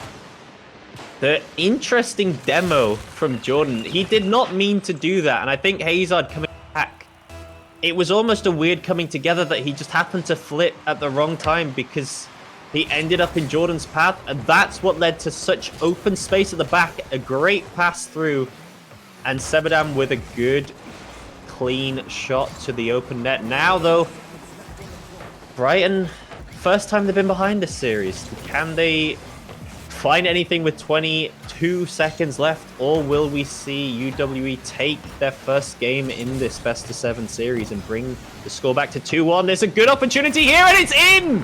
Ferrell puts it through with only 14 seconds to go. That was brilliant play. And a great pass from Hazard. And Ferrell could see Wardley, and even still, Ferrell was like, no, this is me. This is my area. Nobody steps into my zone. Nobody saves my shots. And right there, 15 seconds left. That just goes to show what we were discussing earlier about, do Brighton have that composure to still hold off a team at that point in time when everything matters? Yes, they completely do. And they will take this game in what looked like it was UWE's to overtime. Well, that's as long as this ball hits the ground. UWE trying their hardest to keep it alive and give themselves another. Brighton, though, do not want that to happen, and then the ball is eventually hit down for this overtime. This one could go anyone's way, but if Brighton do indeed sneak a goal, then UWE need a reverse sweep of all things.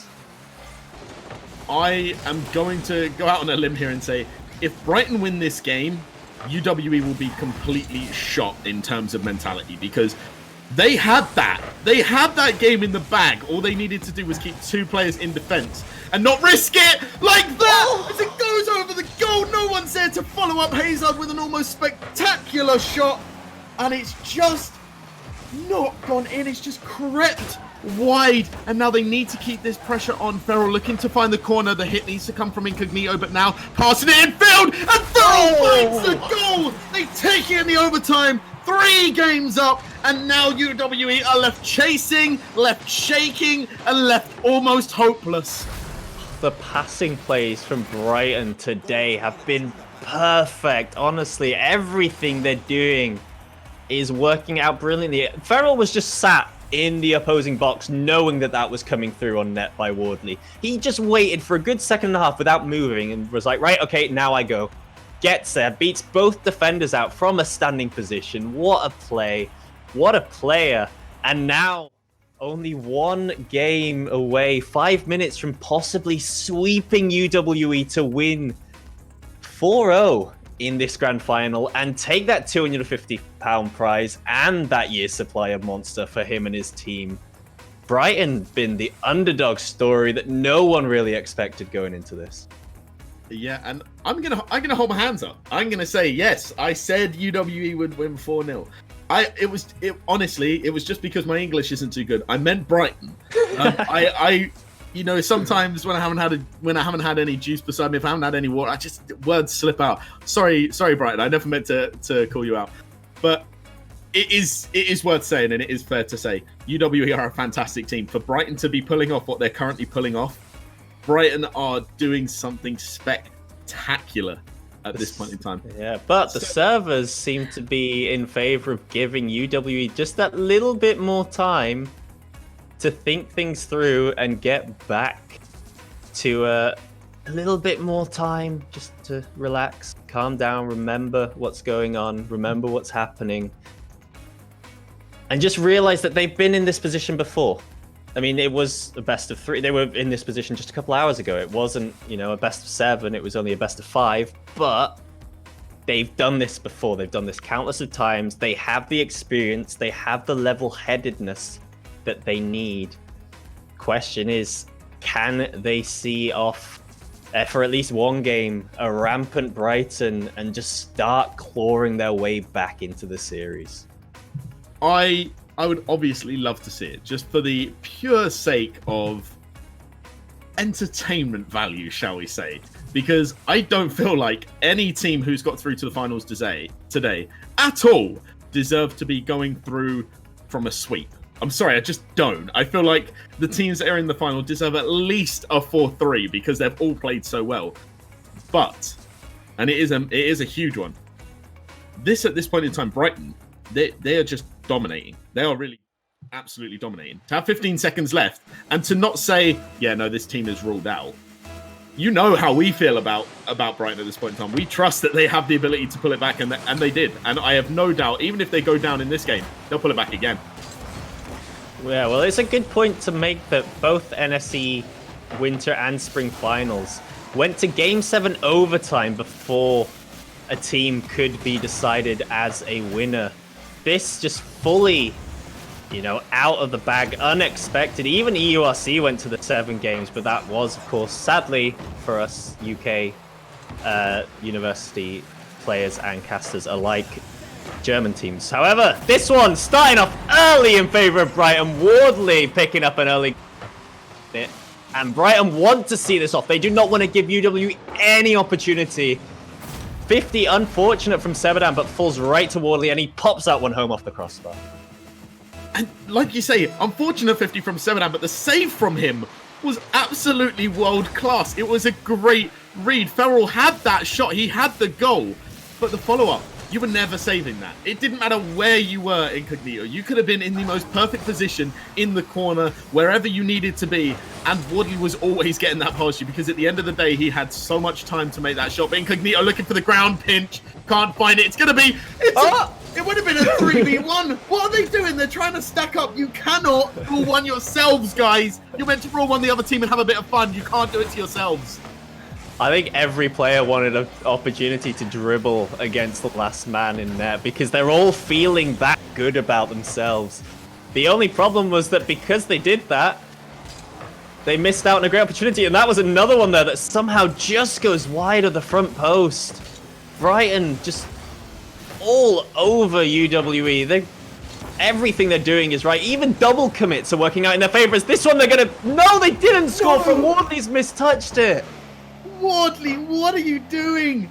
You have to be converting those, as Ferrell tries to put it in, but just can't find the inside of the net. And it's going to be a follow-up from Ward, but Sebadan hitting it to Incognito. And this, I've got to say, it should be 3-0 at this point in time. How it's only 1.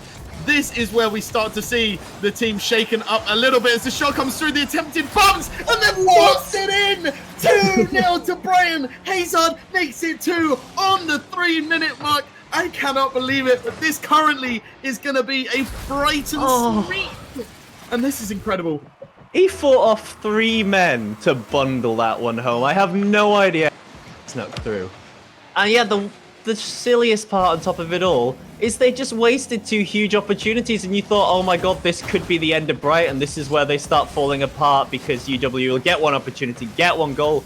But no, they are still got everything on their side. A bit of fortune, a bit of luck, and a bit of grit about them, forcing it through here as we almost get to the halfway point in this game now. And the 2-0 up, they have not thrown a game that they've been in the lead of yet, and that's why they're in the position to sweep. And with 2 minutes, 24 seconds remaining, UWE have to pull off 2 goals back, something that they haven't had to do yet, I don't think, this entire tournament that they've played today. They hadn't even gone to this sort of deficit with Portsmouth. So that is huge. And now, left trailing, the jump from Incognito is bad. And Ferrell has the opportunity to pass it now. Gets a good 50, and Wardley with the follow. This is the opportunity to take it 3 goals to the good. But Sebadan managing to get the clear, manages to get the hit back, and Ferrell is just launching outfield again. And again, Incognito not in the greatest position. Gets a bad touch, and it's going in field! And they've pulled it 3 goals as Hazard makes the deficit maybe too much for UWE to handle off of the back of a bad Incognito touch. And Hazard there to clean up. He is the sweeper of the team right now, and this is unbelievable. Brighton can do no wrong right now. Even the missed shots, I think that one was probably meant to be on target, but no matter what, Sebadan was in a horrible position to deal with it because of the angle, and they just always have someone there. They've been perfect at following each other up and staying close to the play to remain involved. That is why they've ended up in the position they have. That is why they're 3-0 up in this crucial Game 4, that they can see a sweep come through against UW. No one would have expected this in their wildest dreams. Brighton themselves probably didn't even think this would be possible. But here we are, only 1 minute and 10 left to go, and UWE, they need goals, and they need them now. And that's a great pass back coming through from Hazard to Ferrell as Sebadam goes up after an Incognito block, pushed into the corner. Incognito with a backflip, Jordan with the backflip, and the goal is presented relatively open, but Jordan is allowed to get that save, allowed to get it out, but with zero boost, making a double commit like that is dangerous, as now the shot comes through from Hazard, and it's 4-0, 45 seconds remaining, and that is pretty much game, set, and match for Brighton, who look set to take the NSE stay-at-home series, and it looks all but done. That looks like it is it, unless somehow, against all the odds, UWE can score 4 goals spaced out over 10 seconds each. This will be the sweep for Brighton. That is just crazy to think about. I'm lost for words now. I did not expect this at all, but they've been firing throughout this weekend, only losing to the team that they then proceeded to beat today in Loughborough Lions. And now it is mathematically impossible that UW will get through. Brighton have shocked the university scene here for Rocket League, and they have won not 4-0 in the sweep, but 5-0. With still a second to go, Sebadam has had enough, but Ferrell's showing that he has been the monster in this, picking up the monster at the end of it all as well, as are all of these players. Incognito summed it up perfectly. What have these guys taken today? Brighton are your stay-at-home Spring Series champions. Congratulations to you. Yeah, and Ferrell living up to his name, absolutely running Ferrell in that game, because I tell you something, nobody stood a chance of stopping him. That was ridiculous. That last game, I was honestly thinking to myself, silently in my head, I was thinking, right, Brighton, you just need to hold on. Just don't go too aggressive. Don't make any ridiculous decisions. Don't do what we saw Nottingham Trent do against teams. Don't go too overconfident. And they did. That's how they started. And I thought to myself, oh no, they've done it. They're gonna lose. They're gonna get beaten. They're gonna get swept, reverse swept by UWE. And then Ferrell just comes out of nowhere. Wardley with the first goal, which was bad enough, but then Ferrell just coming out of nowhere and saying, yeah, I'm turning it up. I was only actually at 50, guys. I'm about to turn it up to 100 for the last game. That was absolutely sensational from every single player at Brighton. Completely shut me down, predicting the opposite way for that sweep. And I think if anybody had said, yeah, this game's gone to a sweep, who's it gone to? And you hadn't watched the match, you didn't know the teams, but all you did know was previous results from both of these, you'd have said, yeah, UWE, obviously. Like, well, Brighton obviously aren't going to take this to a sweep. UWE, they came, they were in the semi-finals of EURC. They were in the semi-finals of the NSE Championship, the Championship Spring Series. There's no way at all that they've been swept by Brighton. And if you'd have then said, well, the final game finished 5-0 and Brighton did actually sweep them, you'd have been like, wow, how? How has this happened? This is incredible. But kudos to them, because they were the stronger team. They really were. They were. Even though there were plenty of double commits at the back, they were playing so quickly. They were stealing so much. Honestly, if you probably look back at the replay analysis of it all, I bet they used 2 to 3 times as much boost as UWE did it throughout this series, and it showed. They just seemed to be on top of everything, first to everything, even when they double committed, even when it looked like UWE should have the opportunity to get back. Someone is there so quickly, their recoveries were perfect, and they fully deserved the reward at the end of it.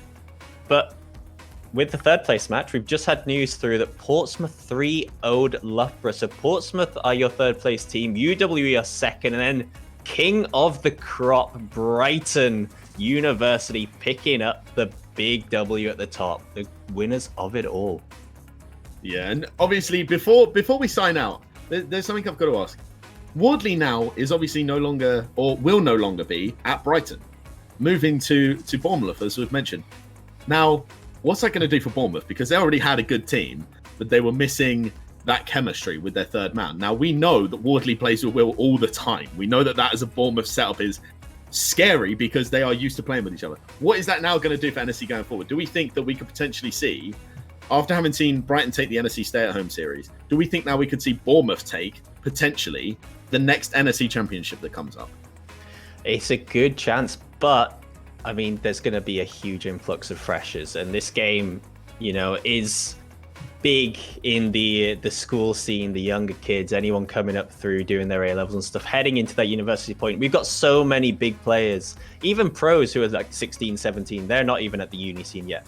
There will be so many new additions that you cannot state whoever you think will stay at the top, because you could just have a team out of nowhere, like Manchester have 3 big pickups, and then suddenly there, boom, number 1, and you know, there's no doubt about it. But it's anyone's guess. I mean, you got to forget all that now and just say, you know, you guys have shown up in style, Brighton. You've proved that you were probably proved that you should have done a lot better in previous settings for this. I mean, unless this is just a mad one-off performance. I mean, where were you in the NSE finals? Why did you drop out of the championship bracket at the last minute, thinking, you know, you'd lost it all? But nah, you can forget all that. You can celebrate. I'm not going to try me here because you guys fully deserve it. Yeah. So with that, congratulations to all of the teams that made it through to today, all 12 of you. Arctic Foxes, Kill, UWEC Stag, Staff, Survivors, Loughborough Lions, Lankers, Reggie Belafonte would have gone to UEA, love the name, University of Birmingham, Just Smile, Portsmouth Paladins, Bar Salt, Sussex, and Brighton. But at the end of the day, there can be only one winner. Congratulations to Brighton and commiserations to UWEC Stags. This has been your NSE Stay-at-Home series brought to you by Monster.